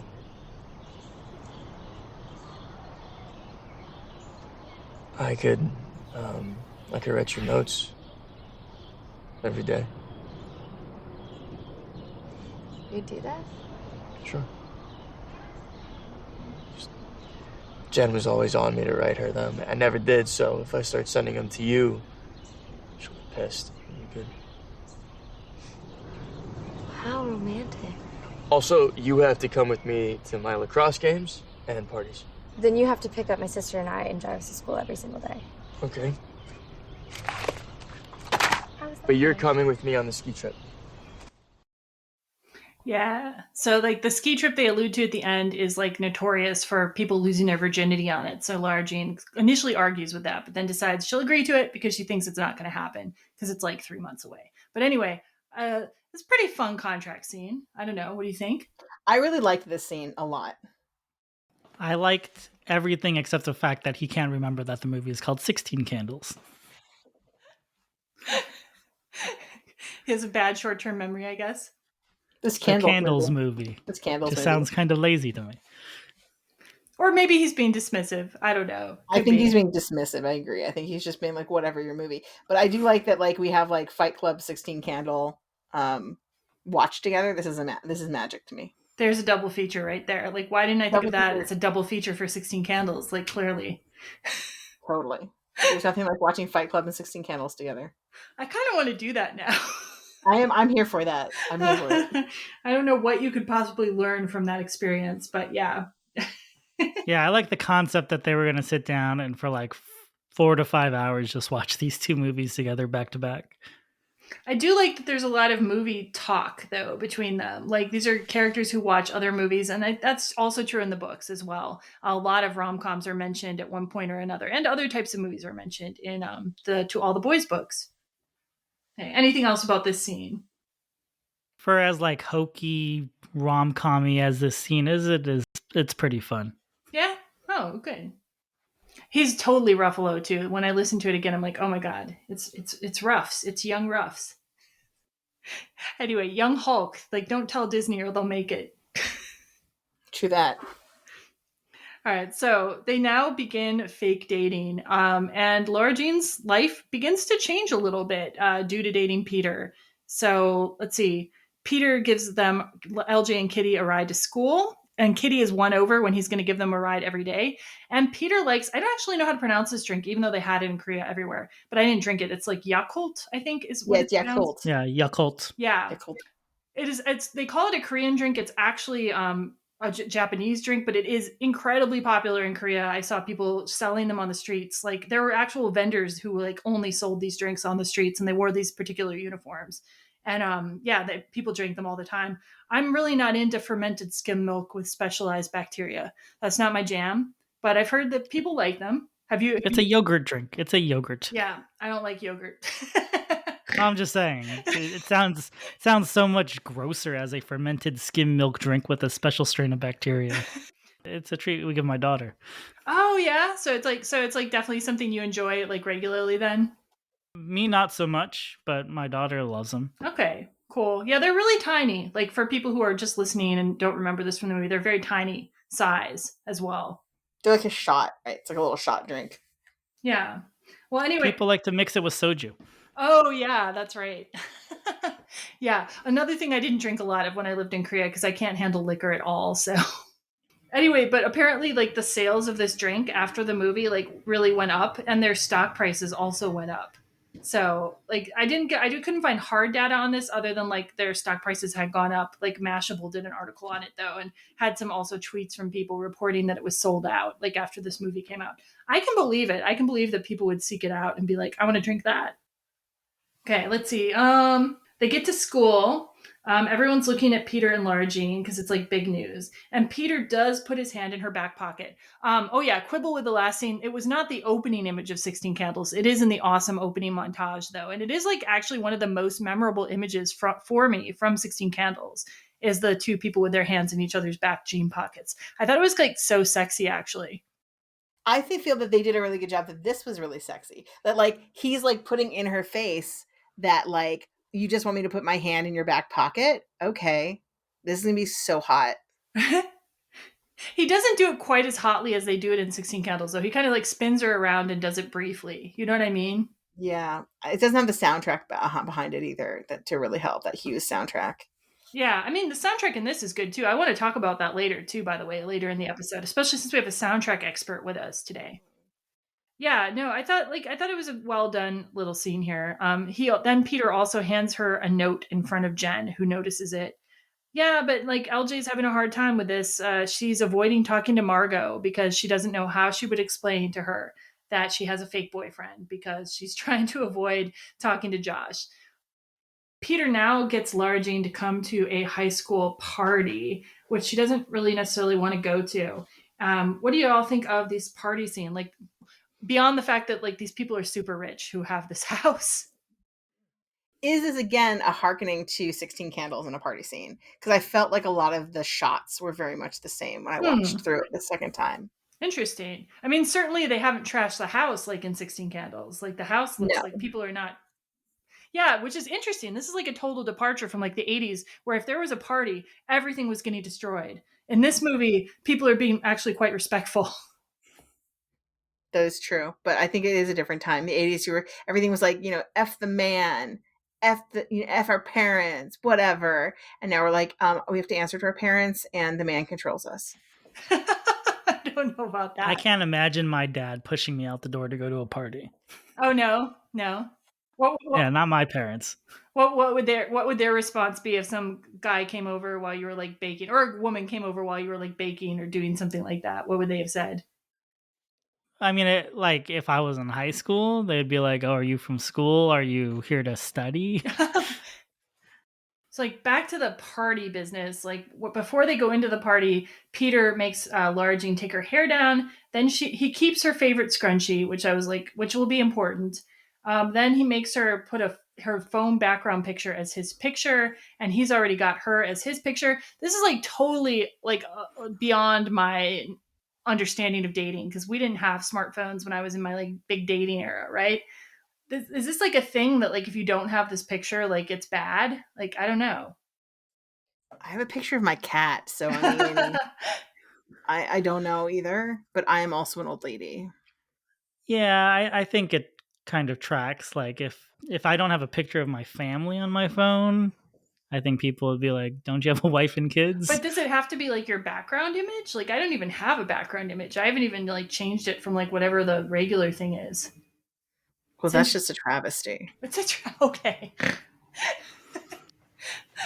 Like I think a lot of people expect it. I don't think they'll call you out on it if you don't, but I think it's just something that people expect, like your desktop of your computer. Yep, didn't change that either. Well, I'm just saying. I don't have it changed on all my computers, but yeah, no, you're probably more normal than I am. That's why I'm asking your opinion, because like I'm just like I remember that these people exist and I have their pictures on my Facebook, so I don't know. It's interesting. Okay, and then like there's another like sort of like I don't know if this is real lingo that anybody uses, because there was actually an article trying to figure this out. A girl at the party wants to know how far Peter and Lara Jean have gone, and this is the quote: H on B, H on C, H up and down on P, T on C. So there's an actual article I went to, because this is what I thought too, is what the article concluded, that H would equal hand, B would equal breast, C would equal clit, P would equal penis, and T would equal tongue, which is like some very bold, very easily figured out abbreviations, but that's the only way I could put it together. Did either of you try to figure this out, or did you just let it wash over you? I let it wash because I had no idea what they were talking about. I think I knew enough about what they were talking about that I didn't bother trying to figure out exactly what they were talking about. Like what bases. They're talking about what bases, right? Yeah. Like if it was A's, be like, what base did you get? Yeah. Apparently the new bases are hand on breast, hand on clit, hand up and down on penis, and tongue on clit, according to this article. So you're welcome. This was not in the book. I have no idea if this is anything that's real with youths, or if this just came out of Sofia Alvarez's brain, but there you are. All right, the youths, come back to us. Let us know. I hope some youths listen to our podcast. I mean, we have listeners in like Nepal, apparently, but I don't know if we have listeners under like 30. So it'd be exciting to find out if we did. It would be. Okay, so let's see. What else do we have? Oh, so the scrunchie comes in again. Jen takes Lara Jean's scrunchie away from Peter, and he lets her. Like, this is the worst thing Peter does in this movie, in my opinion. What do you think? Agree. This whole plot kind of bothers me. Okay, tell us more. Because she says it's my favorite scrunchie, but then proceeds to forget that it's gone for the almost rest of the movie. That's true. Yeah, apparently it wasn't that favorite. She didn't need it that much. Like, I can understand, like, she's kind of caught in this whirlwind with Peter where, like, maybe she doesn't remember every day, but, like, they get to the ski trip, which is 3 months. That's true. And she's been without her favorite scrunchie for 3 months. And then all of a sudden she sees it again, and then she gets furious. All right, I'm here with you now. You know what? Forget the scrunchie. She didn't have any cares about that scrunchie. She threw it to the side. Doesn't matter. So you no longer are upset about it. I am not. I'm like, you're right. You're absolutely, you won me over, Ryan, with this, like, it's been so long. You're like, they've never talked about the scrunchie again. She wasn't like, by the way, can I have my scrunchie back? And he's like, oh, I don't know where it is. I keep it in my bed. I don't It know. was like so weak of Peter though to just let Jen take that off of him. I mean, come on. Like it's so disrespectful too. It's not his thing to give away. So like that was like one of my big Peter Kavinsky is not as good as like, he's cracked up to be. That's all. True. Yes. Yep. Yeah, he kind of doesn't step up to the plate a couple times in this movie. Yeah. Yeah. We'll get it. We'll go farther on that later. Yeah. All right, so after the party, they go to the corner cafe again, and Laura Jean is advising Peter not to contact Jen when she's texting him. Probably very good advice. And they also get into a discussion of dating and why Laura Jean hasn't, dated. Why she like hasn't sent her letters. She says the more people that you let into your life, the more that can just walk right out. And we also find out that Peter has reason to have that same baggage, but apparently doesn't as much because his dad left him and his mom and now has a new wife and kids. So I think it was interesting that like both of them have a good reason to have fear abandonment, but it's really only Laura Jean that actively does. Or at least that does in the particular way where she's not dating people. Right, where she's she's showing it in that way. Yeah. Because I guess you could argue that Peter still experiences it, but he wants to experience it while being in a couple. Do you think Peter's one of those, like a person who can't not be in a couple? Like that's like what something he needs? Probably. I mean, I agree. Having read the books, even kind of is more so that too. Yeah. Yeah. Okay. It's not particularly examined either. I don't think that aspect of his personality. Well, I know that they tried to explain his ongoing friendship or whatever you want to call it with Jen due to like him being or her being his like first real girlfriend, but it may just be because he's got abandonment issues. Yeah. Mm-hmm. Yeah, that makes sense. Okay, it's coming into focus now. So what do you think about Peter Kavinsky as a love interest compared to maybe other teen rom-com love interests? Like where does he measure up there? Oh, that was quite a groan. Okay. Well, because I'm trying to I've never thought about like him as in I don't think about like teen love interest that often, but like let's take like something like 10 Things I Hate About You. Mm-hmm. Way better love interest. Like he's like weak sauce in comparison to Heath Ledger. Yeah, because he's like Heath Ledger, right? So I'm gonna say this is gonna sound mean, but I don't think he has like the acting background for me or the acting clout to make himself somebody who's that important. Like I think you could have switched him out with anybody. I disagree with that. I think Centineo has a certain charm to him, and I definitely think he's good looking enough too. I think he has a good look, he has a good voice. I agree that his acting chops are certainly not at Heath Ledger level. That's acting a lot. That's asking a lot, right? Not at like Eric Stoltz level either, right? But compared to like I think the contemporary love interests in some of these movies, I think he's a real standout. I think the ones we had in the 80s, you had some like really great actors were in some of these roles. So even Michael Schofling from 16 Candles, like actually was a pretty impressive screen presence. Yeah, he really was. Okay, so I'm gonna ask the question: do we really have teen? Do we have to the same levels like when we were growing up? Do we have teen like romance dramas? Oh, wait, we do. Like they're all over. If you go on streaming, they're all over the place. It's just like we don't have like per se the stars that we used to have, but right, Centineo's kind of like leading that in a way. Right, and it's because we don't have them because like if they don't like if they're streaming, they're not like going to theaters, right? They're not like putting money into. Not for the most part. No, not for the most part. Right, and so I wonder, like, I don't know if you could even make a comparison. So okay, I'll take. Yeah, you don't have an auteur like John Hughes behind these movies with the big soundtracks that they had in the 80s. A lot of these people we've been talking about, and like Paul Rudd and Clueless and Heath Ledger, like they could all like just charm your pants off with just a look, right? But yeah, Centineo doesn't have that sort of magnetism, but I don't think he's a bad leading man in this case. What about the actual character? Do you think this is a guy you would have wanted to date? In your case, Ryan, you could conceive of it. Is this like a stand-up guy you would recommend to date one of your friends, maybe? Yeah, kind of to piggyback off of the last conversation, I don't think the script does Noah Centineo any favors. I think Peter is kind of lame. Okay, kind of lame. All right. Sybil? I don't say he's lame. I like I would be like, I mean, he's fine. I'd date him, I guess. Like he's like good looking enough and he's not dreamy, right? But like he's like nice and whatever. And he just doesn't have much of a character to me, like of himself. Which, if that makes sense, if he's like that's actually who he is as a person, he just doesn't have his own like life and knowledge about living his own life.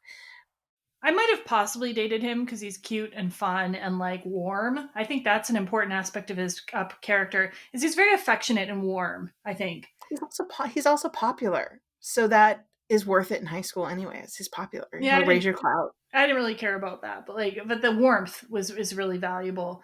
Like I think I would choose him over Josh for sure. But in the second movie, like I'm just gonna say there's like we get, John Ambrose McLaren becomes a factor. Not the same like John Ambrose McLaren that you see a glimpse of in this movie, but they chose a different actor. And they really cast that guy way too well because he makes a very viable rival to Peter. That's all I'm gonna say. All right, so let's really quick. I also want to talk about just like the fake dating trope in rom-coms and romance in general. And I want to say I love the fake dating trope. When I was looking for more examples of actual movies, there were way fewer than I thought there were. It feels like such a popular trope, but maybe that's more in books than movies. What do you think? You've pulled out Can't Buy Me Love, awesome. Love Don't Cost a Thing, Drive Me Crazy, The Wedding Date, The Perfect Date, which yes also has Sentinello in it, Holiday, Just Go With It, The Proposal. I'm trying to think if there are other, like I feel like there are so many more of them, but they're all like Yeah, I felt there Isn't were She's too. All That kind of a? yeah, She's All That, yeah. Wait, Isn't that a fake dating? is that fake dating? Or it's like a bet dating? Yeah, It's it's a like, bad date. I think that's fake dating. does she know that he's fake dating her though? Like, are they in agreement to be? But fake it dating? shouldn't matter if they know. I think it matters to some extent, like because fake dating, like if it's like two people fake dating each other, is a different dynamic. You know what I mean? Like it's not like 10 Things I Hate About You is like that too, where she finds out and it's like this big deal. Like in this, it's like two people in it together. You know what I mean? I think that does make a difference for the trope for me.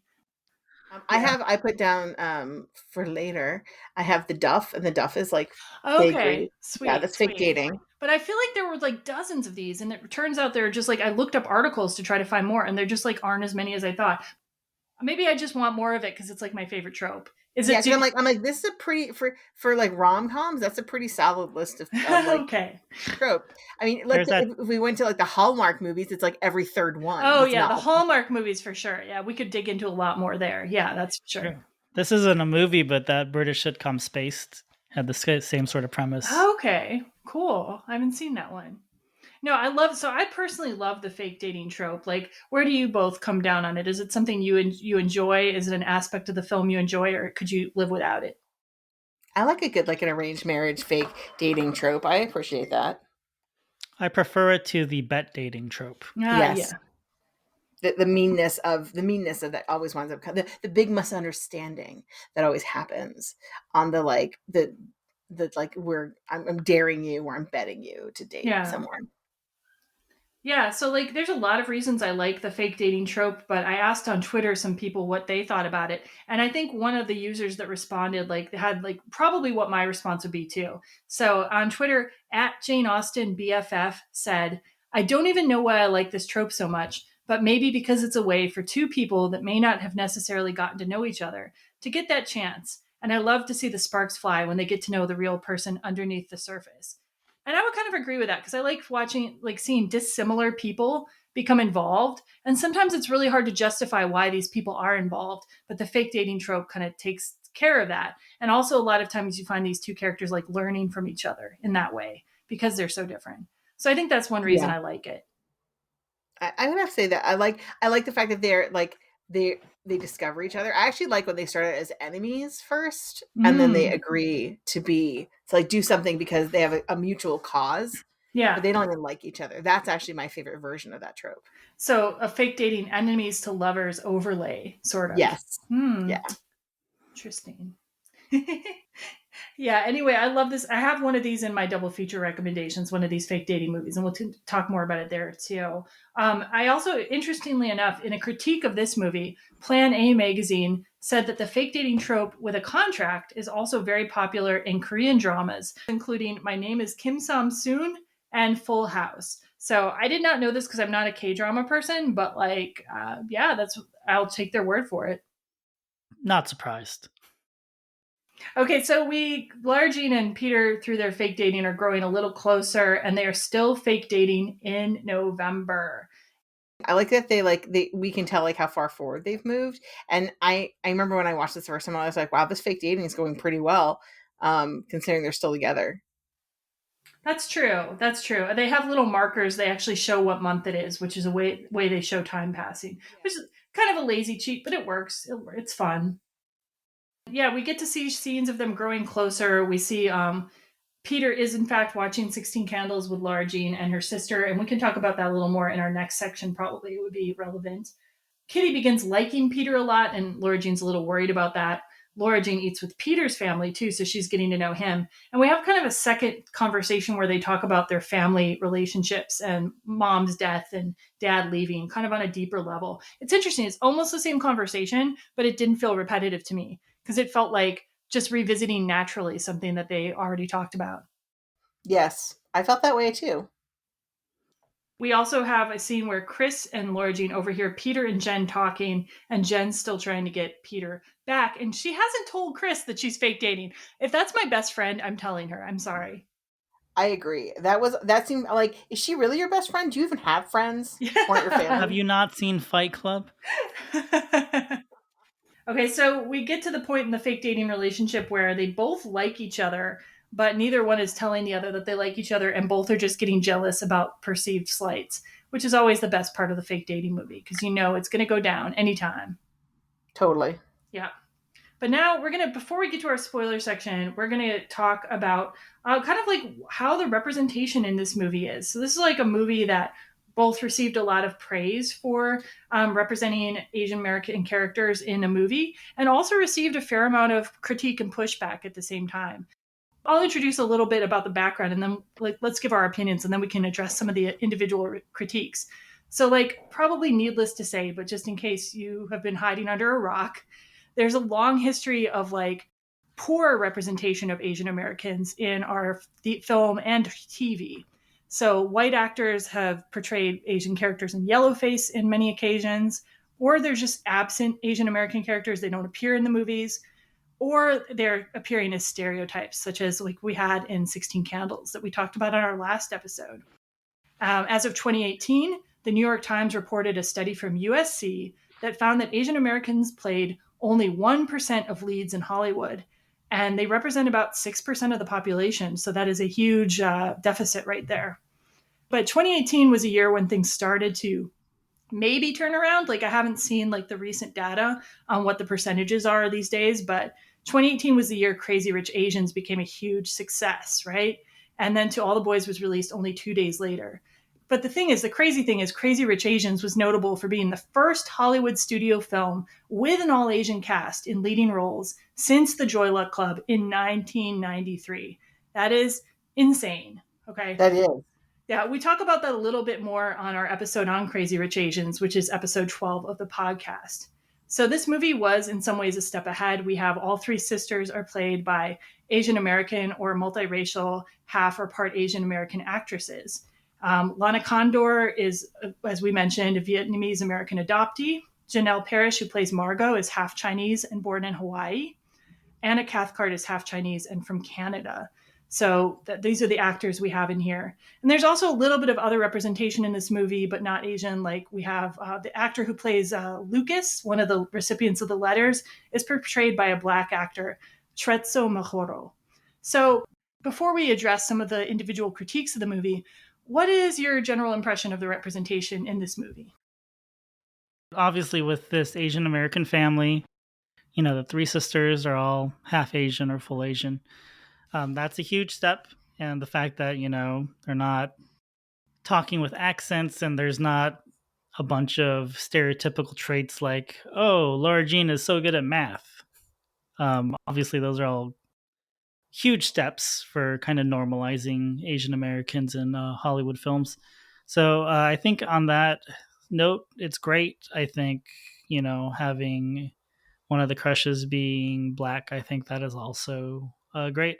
But the fact that he also comes out as gay immediately eliminates him as as being a suitor for her. So she's choosing between two white men in Yeah. the end. Yeah, I did see that. I saw that noted actually. I think it was in the Plan A article that I actually read. Yeah, that like in a way like is it like trying to make the like men of color like not a threat to white men? Like I thought that was an interesting critique, an interesting point of view.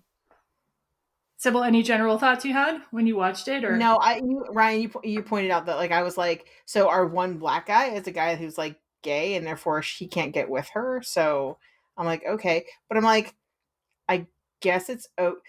I think the number one thing I felt was weird is like she literally has no other like Asian people in her life, mm-hmm. like none, and that makes me like a little weirded out in the sense that wouldn't you seek some people who had like the same like I don't know trials and tribulations and like walk through the same life that you do?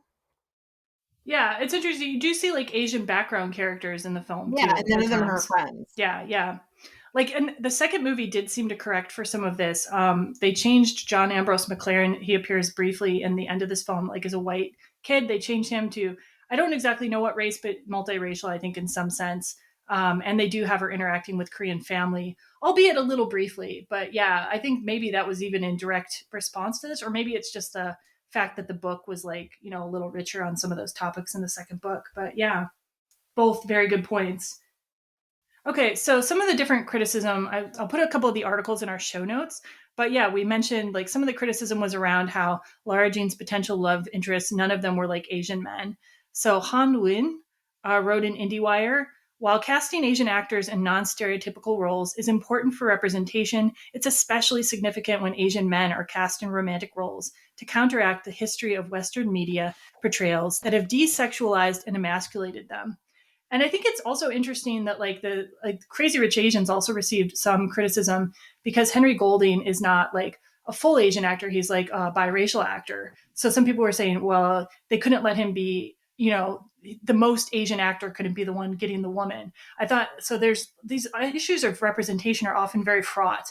I think probably because there's such a dearth still of roles for Asian American and Asian actors. What do you think about that notion?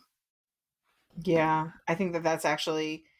I think it's corrected also some now because of Crazy Rich Asians, and where you'll see more diversity than we've ever seen in film, which is not saying it's huge, but like we're seeing more.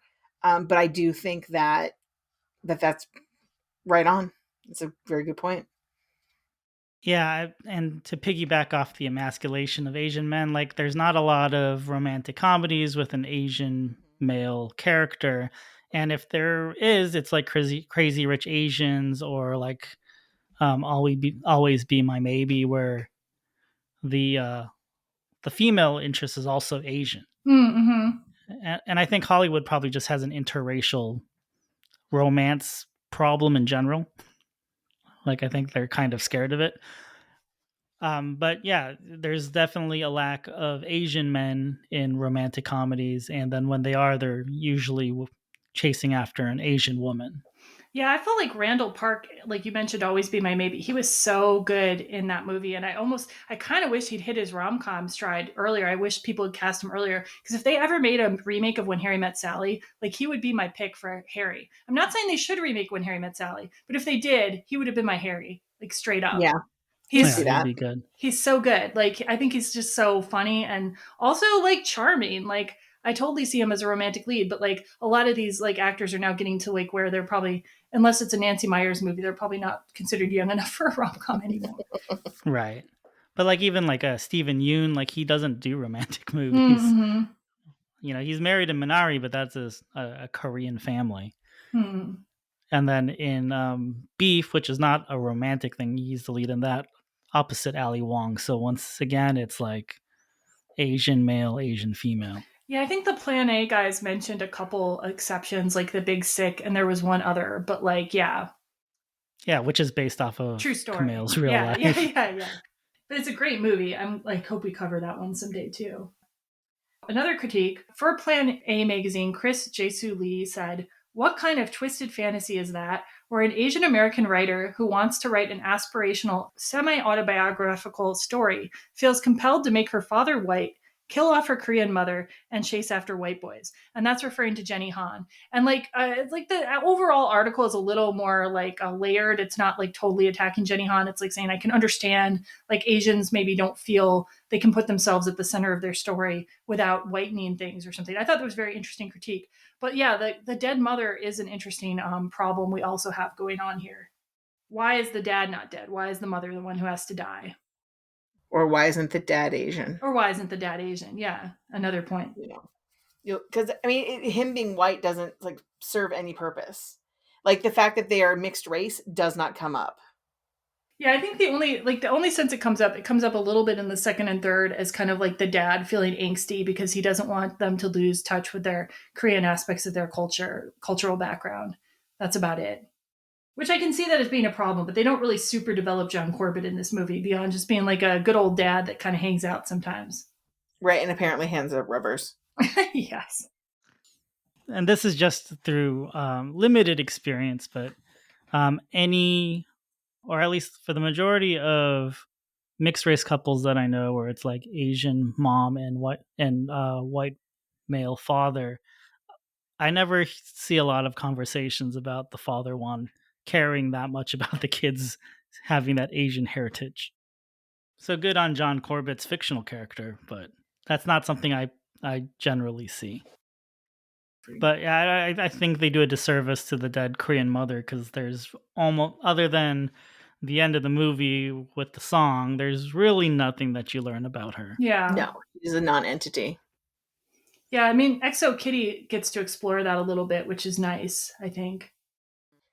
So the one criticism that I feel like I can address, like in terms of like it not being quite accurate, is Inku Kong wrote in Slate that about the 16 Candles scene, the highly unnecessary scene dedicated to two young Asian Americans proclaiming their love for a movie that mocks their race underscored to me that neither writer Alvarez nor director Susan Johnson seems to come from an Asian background. So I just want to be fair to like the director and writer to say that I read all three books, and there's actually a scene in the third to All the Boys books that was already written at this point, where there's a reenactment of a scene from 16 Candles. So Jenny Han herself actually did seed a 16 Candles reference into her book, did seed, I think, some other John Hughes references at times. So I think like it's quite possible Jenny Han approved of this stuff, which does seem a little weird. I will give it to Inku Kong that it does feel weird, but I think it's also part of Jenny Han's cultural background.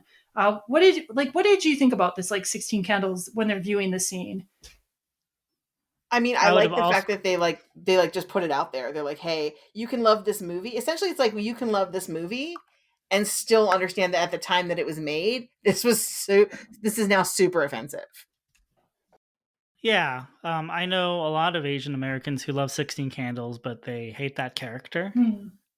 And I didn't look at it as offensive that it's in this movie. I mean, even Peter calls it out. Yeah.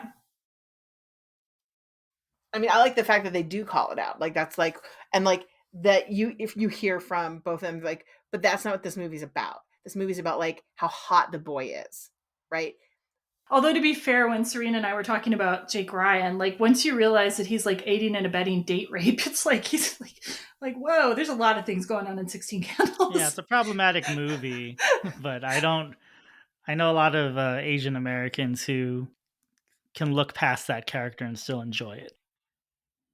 So there's other people who had praise for the film. Vanessa Shea wrote in DazedDigital.com saying, "For once in Laura Jean, I could see myself as the Molly Ringwald in a teen film, no longer the sidekick or the best friend who's really good at maths, or worse, the one unnecessarily played by Scarlett Johansson.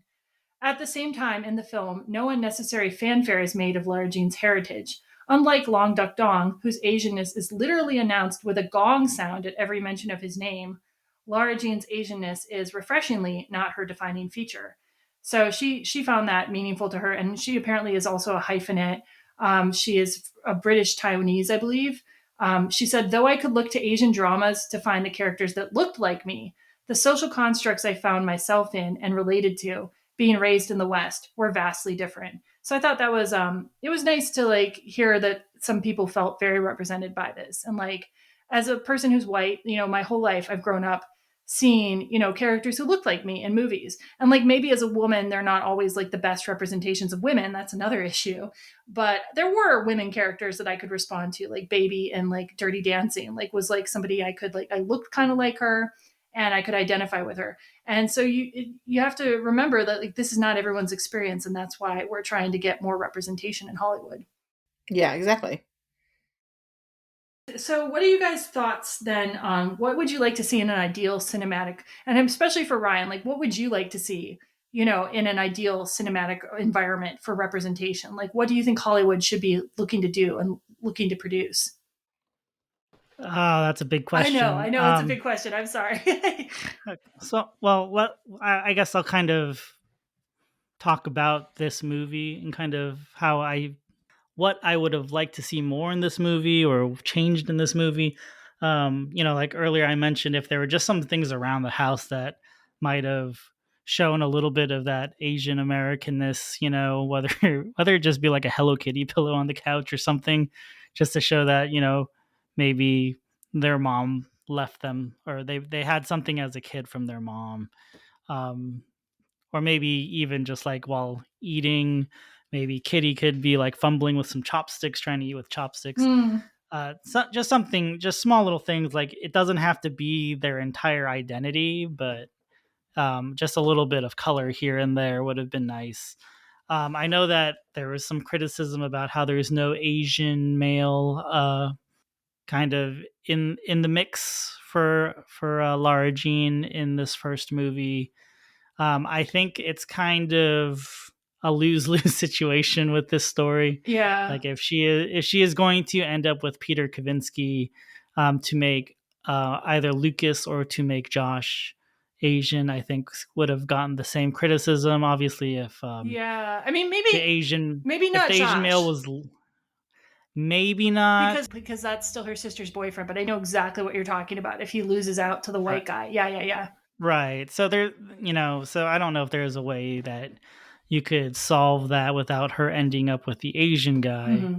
Mhm. But you know, obviously, if you had cast an Asian person as Lucas, who you know comes out as gay immediately, then there's the issue of you know the emasculated Asian man So again. interesting. Yeah.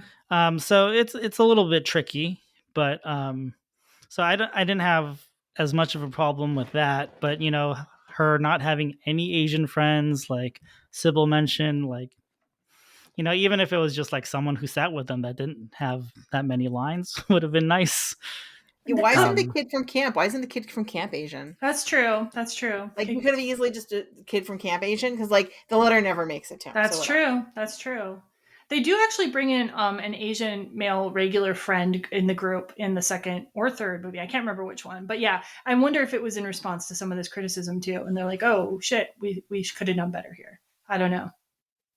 Yeah. Yeah. But right, yeah, and those are and all really good points. And they're like, I love the idea of just like the interspersing, like the like peppering of some, you know, just like cultural things in their life. So, what do you guys think about the future for the teen movie and representation? Like, what do you think we should be seeing more of? That is for not for me to say. That's the thing. That's the thing. Like, this is not for me to say. I mean, you can say it from certain perspectives. I mean, like I think like I would like to see more writer directors. Like I'm going to mention one in my double feature recommendations. More writer directors who are Asian or who are Black or from different backgrounds, right? Because that's like bringing a whole vision to the project. So I feel like that's a lot of the solution that we need. Well, and I think Hollywood is slowly getting there, that it's taking, you know, that you're pulling it. It's no, like, so I know theater really well. Like, theater now is incredibly diverse. It's very, very diverse, and it took Hamilton to do that. But I think that now that we had everything everywhere all at once, you've had like, you know, Crazy Rich Asians, it is opening the doorway to have more of this. Yeah. Right. I also wanted to add, I think the story, like a biracial sort of romance, I think that sort of story hasn't been really developed in Hollywood, and it's a story that needs to be told. I think there are a lot of biracial kids out there who kind of feel like they're caught between like two different cultures, and I think there's a lot of really fertile material to make stories out of, and no one has really done that. Yeah. All right, so we're going to now begin the spoiler section of the podcast. So if for some reason you have not seen To All the Boys I've Loved Before, and you don't want to be spoiled, go on over to Netflix and watch it. I wish I could tell you to go to the library, but you can't because Netflix won't let you. So there you go.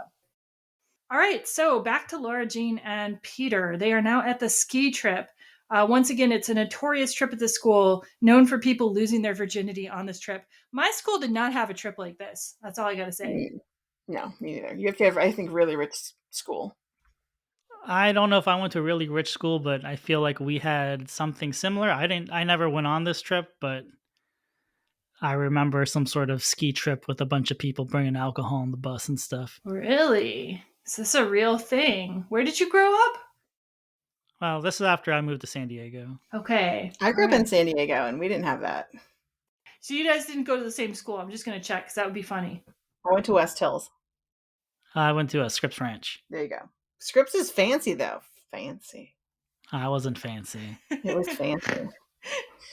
All right. Inside San Diego things that I will never know anything about. Yeah, we didn't have any cool trips. So, like, for me, this was like, damn, these people. Anyway, LJ and Peter are both kind of weird with each other right now. Lara Jean thinks Peter's not that into her, so she sits with Chris on the bus. And then when she gets to the ski trip, Peter kind of goes off and skis with the people who know how to ski, while Lara Jean does Korean face masks with Lucas and confides in Lucas that she's been fake dating Peter. Not Chris, by the way, once again. Right. This leads to Lucas telling Lara Jean that Peter's probably waiting for her in the hot tub because Peter looks at her a certain way. Lara Jean goes to the hot tub and they have a brief discussion, but they both realize they like each other. She gets into the hot tub in her nightgown. He says, "There's no one like you, Covey." And they have a pretty hot kiss, really. Yeah, it is. Yep. And apparently other people think it's hot, too, because they filmed it and show it. Yeah, we're not quite there yet, but yeah. I know, yeah. but just to show, other people thought it was hot, too. Yeah, or they wanted to screw her over. Yeah. So, yeah, anything about the ski trip anybody wants to say, or this kiss scene in particular? This kiss scene for me, like, I'm like, oh, this is nice, but like, what was the choice to not have her have a swimsuit? And like, it's just like, I was like, there's a lot of stuff about this scene that I'm just like, this is just weird. Like, who gets into that pool? They walk out later, and like, apparently they're just dry and not dripping everywhere. Like, I just had a lot of like, I had questions. I had so many questions. Well, I think the nightgown is Same. the nightgown makes it like sexy and spontaneous, but to be fair, it's not one of those nightgowns that would like show through and it would be like child porn. So it's like a respectable nightgown still. But I think just the idea that she would get in the nightgown makes it like a little hotter because she's so spontaneously interested in this. Okay. I don't know. I do like the face mask thing, though.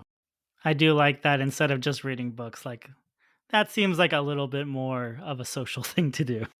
Yeah, and like that is like, I guess, some like call to like Korean culture, although they're very popular with many people now, these face masks. Okay, so let's see. The next day after they've kissed in the hot tub, everyone claps when Lara Jean gets on the bus and she feels nervous. Then outside of the bus, Jen tells Lara Jean that Peter slept in her room last night and she presents the scrunchie and says that Peter gave it to her.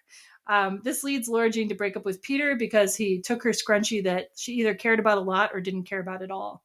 And he wants to explain what happened, but she will not listen, which leads me to like the number one rule of a rom-com. You need to listen to someone explain. You'll save yourself a lot of time.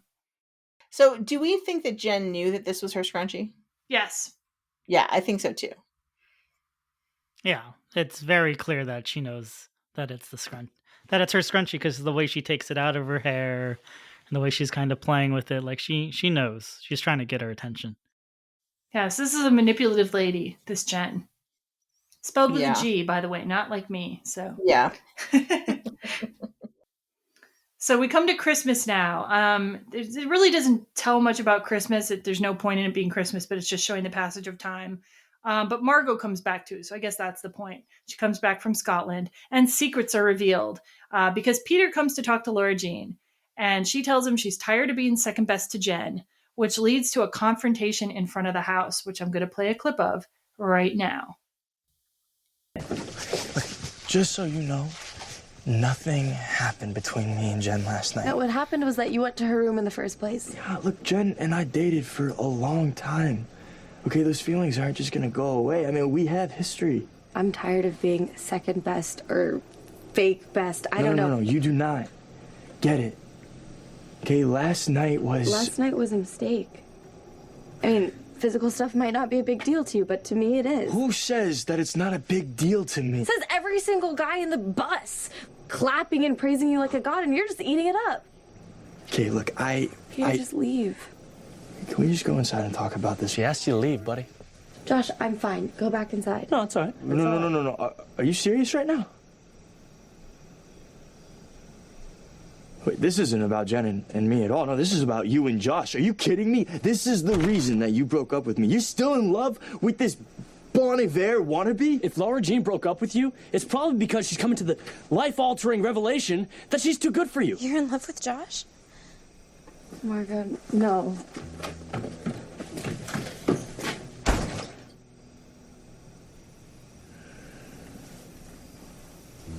Peter, go home. God, you were never second best. All right. Thoughts on this scene? I think this scene is very powerful, and I like that everything's exploding, but like it's exploding in like a way that I feel would naturally explode. This doesn't feel like a big misunderstanding or something. This feels like this really could happen just like this. Yeah, I agree with that. That's good. Yeah. Which is why Josh needs to live next door. Exactly. That is exactly the reason. Otherwise, he's just like a stalker. Yeah, pretty much. I'm not saying he's not. He kind of looks like it anyways. He's like hanging out way too much. Well, but you can buy that he is overhearing them like yelling at each other, and then he comes out and is like, "Hey, get lost. She doesn't like you." Yeah, this is like I said in the book too. He's like way more put it up as a potential romantic interest, and he tells Lara Jean that he had a thing for her at one point too. And so it's kind of and I believe they even kiss in the book, if I'm not mistaken. So it's like way more of a possibility. Anyway, yeah, I thought this was a well done scene too. So, and like Israel Broussard is not my thing in this movie, but he is so cute in Happy Death Day. So, the guy who plays Josh, yeah. Yeah, 100%. So back in the Peter Lara Jean reality, she sees the hot tub video, the video of her and Peter kissing in the hot tub online. And in the video, it is insinuated that they are having sex. And she screams, and we see the scream reaction from downstairs, which again calls back 16 Candles. It's just like the scene where like Molly Ringwald finds out that her friend's brother paid to see her underwear. And then she screams and you see the kitchen table reaction. So, yep, another callback basically. The sisters then talk. We find out that Kitty sent the letters. Lara Jean is angry at her for a very small amount of time, considering.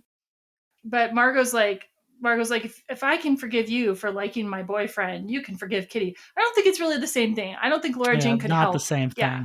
I don't think Lara Jean can really help liking her boyfriend, Margot. Yeah, she didn't make a move on the boyfriend. Yeah. She was just in love with the boyfriend. Yeah. Kitty's the one that made this a thing, so yeah, but whatever. The sisters are together again, they're hugging each other, etc.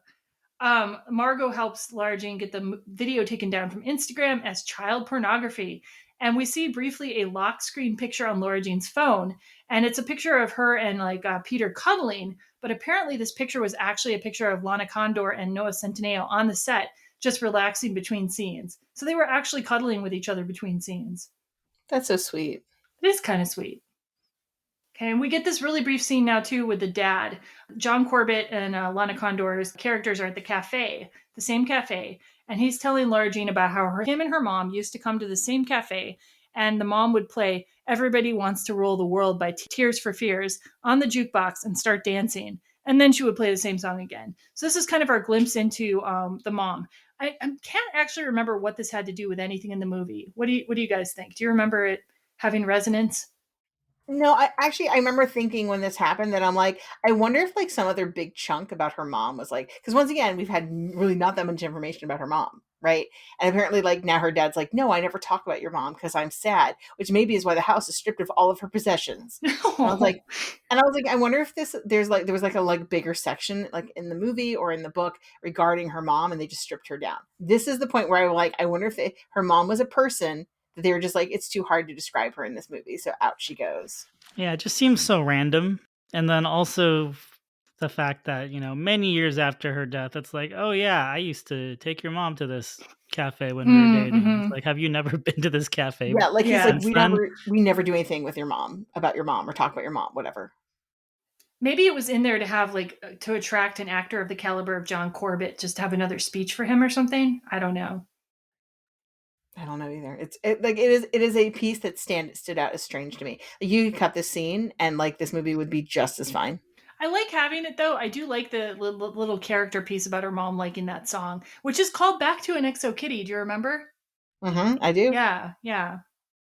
We're getting to the end of the movie now. Lara Jean at school, somebody has taken a still image from the sex tape and taped it to her locker. Seems like a lot of effort, really, to go through. Because Jen is crazy. Probably. That's why she's not just kind of a bitch. She's just a bitch. And Peter finally kind of gets his shit together and tells everyone that nothing really happened. They were just kissing, blah, blah, blah. And he'll kick everybody's ass if they talk about her. And Lara Jean then confronts Jen in the bathroom, and apparently Jen is still pissed off that Lara Jean kissed Peter in a 7th grade game of Spin the Bottle, which is a very strange villain origin story, really. Right, get ready, get over it. Yeah. And Josh and Lara Jean have another conversation where she tells him about how she fell for Peter in a real way, but that he doesn't really like her. But then Kitty reminds Lara Jean that Peter likes her by showing her all the notes that Peter sent her that Kitty has saved. And yeah. Any comments about this before we get to the very end? I like the fact that like Kitty, who's apparently a huge like busybody, has saved all of these little notes. Yeah. Whereas, LJ has not even read them, apparently. Or doesn't remember reading them, didn't think about them. They were no consequence, Yeah. I wish Kitty had other random things, like this is the first yogurt that Josh had in the car with us. That's amazing. She's like, I have a box of his keepsakes. You know what happens? Sisters like other people's boyfriends in this family. Yeah. Oh. Ooh, that'd be a good twist. Yes. I like that. Oh, why wasn't this XO Kitty? Oh, well. I watched Fight Club. You didn't watch Fight Club. Dude, why wasn't XO Kitty just like a stalker television series about Kitty pursuing Peter? Oh my God. I would watch that so much. I mean, she's just like, and then she turns into she becomes a private investigator. She's like, and now it's just Nancy Drew. Okay, well that's a different twist too. Okay, we've gone in a lot of genres. Okay, we got to keep going because we're running out of time. Okay. All right. But okay, I support this though. I support your show. All right. Okay. Let's see. So now that Lara Jean has realized that Peter might in fact like her, she drives over to see him, and we have a clip now of this. And she drives over there with a letter that she's written to him because, of course. Okay, so here's the end scene. Can you turn around? Please?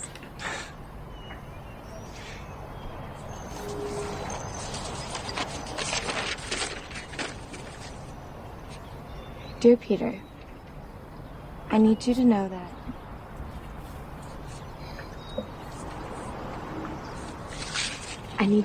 I like you, Peter Kavinsky. And not in a fake way. And so I guess that's all I came here to say. Whoa. Don't I get to say something? The reason that I went to Jen's room that night was to tell her that it's over.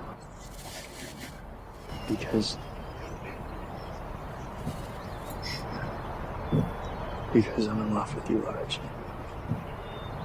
Only you. You what? Wait. How do we do this? What do you mean? Well, what do you put into a contract for a real relationship? Nothing. You gotta trust.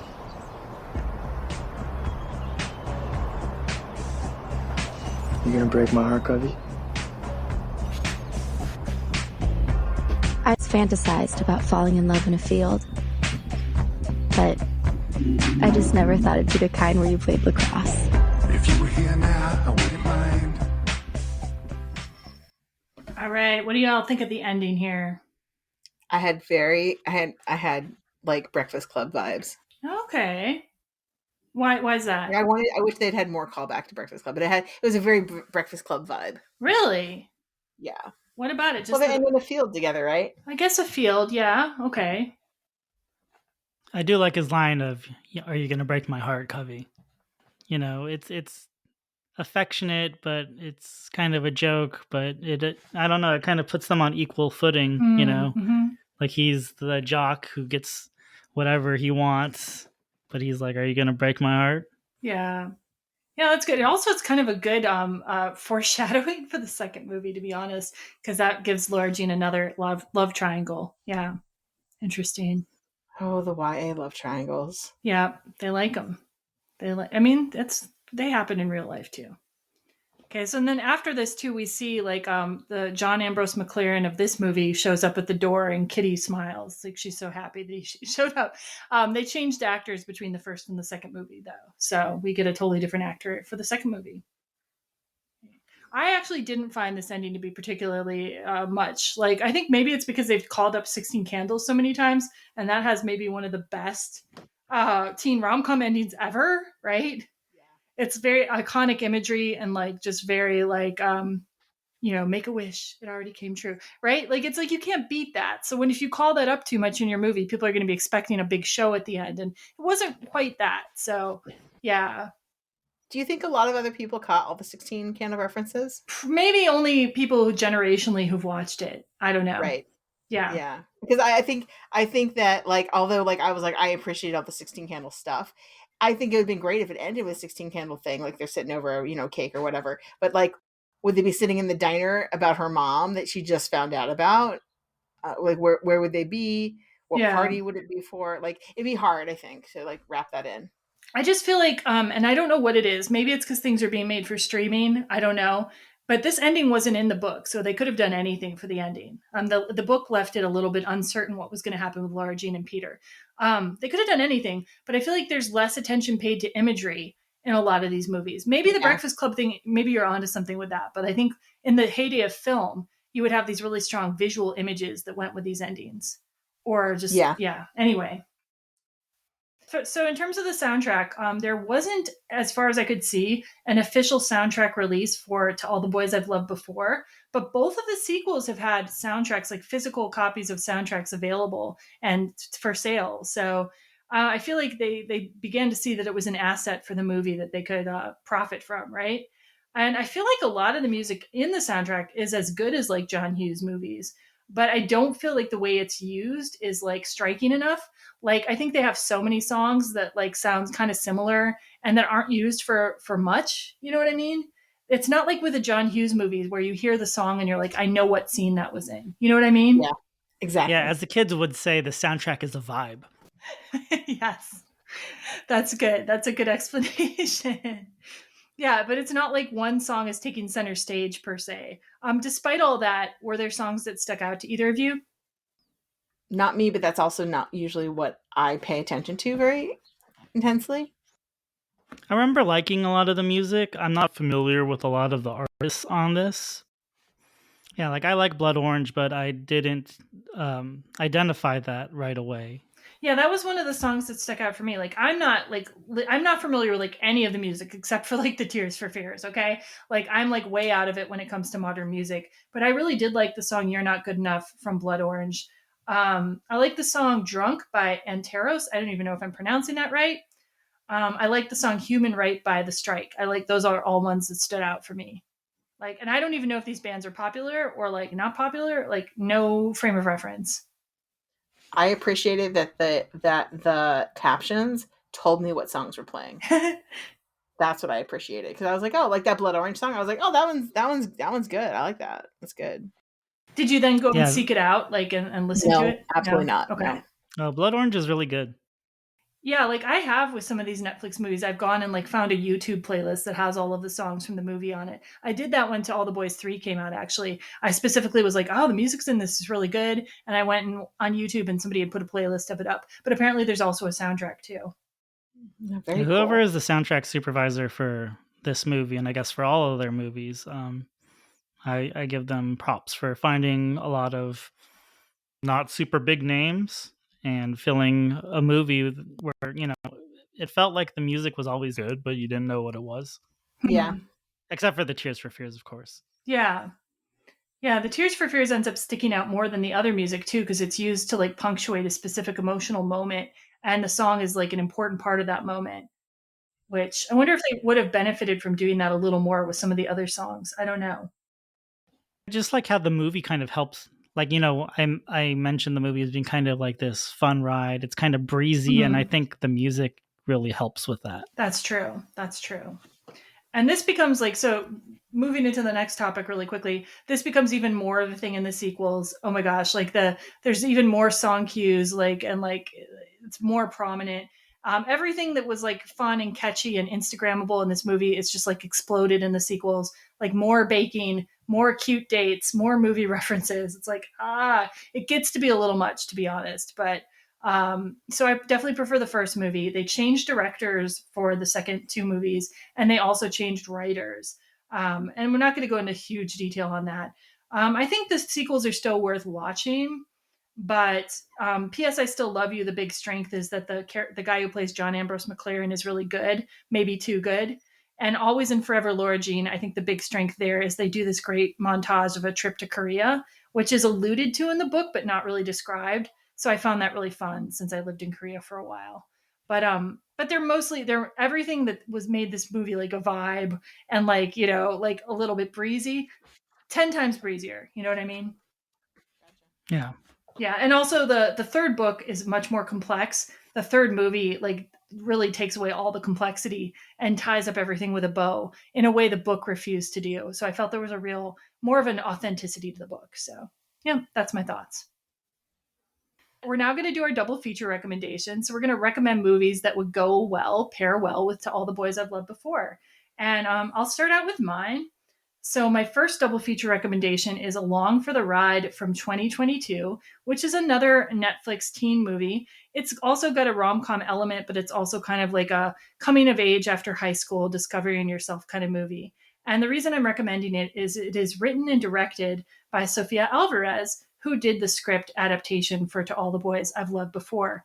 It is also based on a YA novel, apparently. And I found it to be an enjoyable movie with an interesting love story and also an interesting family dynamic set in the summertime. So it's just a nice, relaxing film.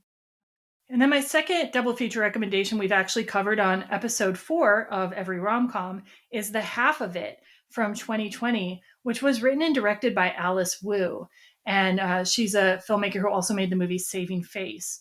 And this is a great film. It's like a sort of an adaptation, a modernization of Cyrano de Bergerac, but with like a female Asian lead in kind of the role of Cyrano. It's another teen movie, a teen romance, and it's also a romance of a lesbian romance. So the girl who's interested in another girl, and she's helping this guy to get her maybe with these letters. And it's got beautiful cinematography. It's very sensitive, and the lead character is very interesting and complex. And I really recommend it. I think people would enjoy it. And it's some more needed representation. And it's definitely more filmic than some of the other streaming movies. Like Alice Wu's a proper filmmaker, okay? So there's a lot of attention played to visual detail in the movie. All right, and then finally, like my last double feature recommendation is Drive Me Crazy from 1999, and that is because it is my favorite fake dating teen movie of all time, and probably just my favorite fake dating movie straight up. I love Melissa Joan Hart and Adrian Grenier in this. I love them both as separate characters, and I love their chemistry they have together. It's markedly different in that everybody dresses more like real teenagers, and the production design is more like a real teen living space, although their high school is like ridiculously rich. Okay, we'll just say that right there. But I just think it really does the romance aspect well, builds the tension between the two of them so well. And you owe it to yourself to check out Drive Me Crazy if you've never seen it before. Great teen rom-com. All right, and those are my recommendations. All right, we're going to go to mine. I, of course, put 16 Candles from 1984 because, I mean, come on now. You should have watched 16 Candles. Apparently, I should have put Fight Club on here, too, but it's not a rom-com, so it felt kind of weird. But now we've all said you should go watch Fight Club at the same time. Yes. My next one is The Duff from 2015, which is, if you've never heard of it, it's based on a YA book as well. It's about a chick who is considered like the the friend that you have around all the time, and she's kind of like chunkier and fatter, and therefore like she's never gonna get the guy. And then the guy's like, hey, well, maybe we should fake date, and see how that goes.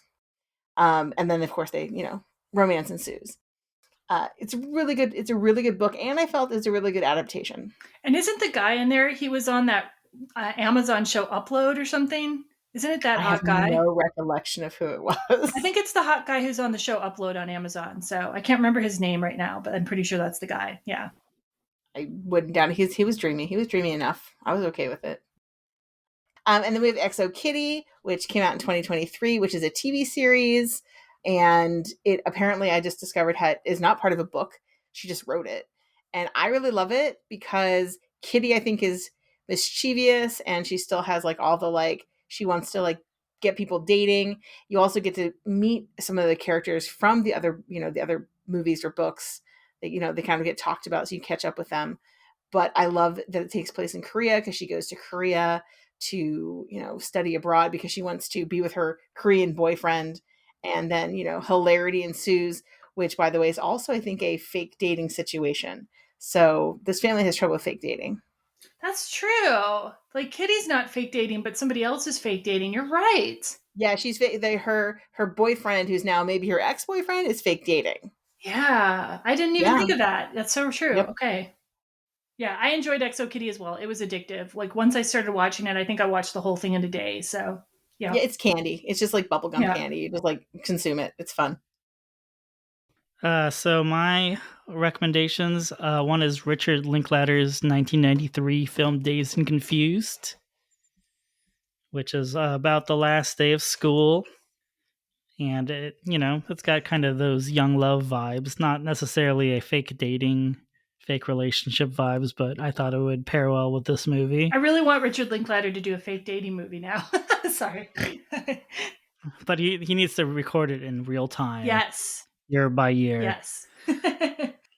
I have Wet Hot American Summer from 2002, the David Wayne film. It's summer, so I thought of it. I thought it would go well with To All the Boys. They go on a ski trip. This is summer camp. If I feel like there's a similar sort of vibe there. Okay, that to me, I don't see the connection, but it's okay. I like the movie, and we covered it actually on episode 20 of the podcast. So I have I'm just going with with good young people comedies. Yeah, I have an affection for that movie. So yeah. And then my last one is Wes Anderson's 2012 film Moonrise Kingdom. It's another young romance, and the kids are a lot smarter than the adults, which I feel like there's a lot of hyper awareness in To All the Boys with Kitty and Lara Jean, and even Chris shaming Lara Jean's father about being a gynecologist. Oh yeah, we didn't talk about that scene. That's funny. Which is the only time you get any backstory on that dude. Otherwise, he's a non-entity. Yeah. So if you want some precocious teens, you can also catch them in Moonrise Kingdom. I've been meaning to rewatch that one actually. So yeah, it's a good reminder that it's out there. Yeah. And speaking of things being out there, Ryan, can you remind our audience once again where they can find your wonderful podcast? You can go to www.soundtrackyourlife.net. We're on Twitter at soundtrack_your, YOUR, and on Instagram at soundtrackcast. Yeah, thank you so much for being on the show today, Ryan. We really enjoyed speaking with you. Yeah, I had a lot of fun. And coming up for Every Rom Com, we're going to be talking about some other high school movies. We're going to be talking about Alex Strangelove, which is a favorite Netflix teen rom-com of mine. We're going to be talking about Grease, which Cybil hates, but most of the rest of us like. And we're going to be talking about, hopefully, Valley Girl, which will lead us into our LA Stories series coming up later in the fall. And thanks for listening, everybody. Goodbye. Bye. Bye.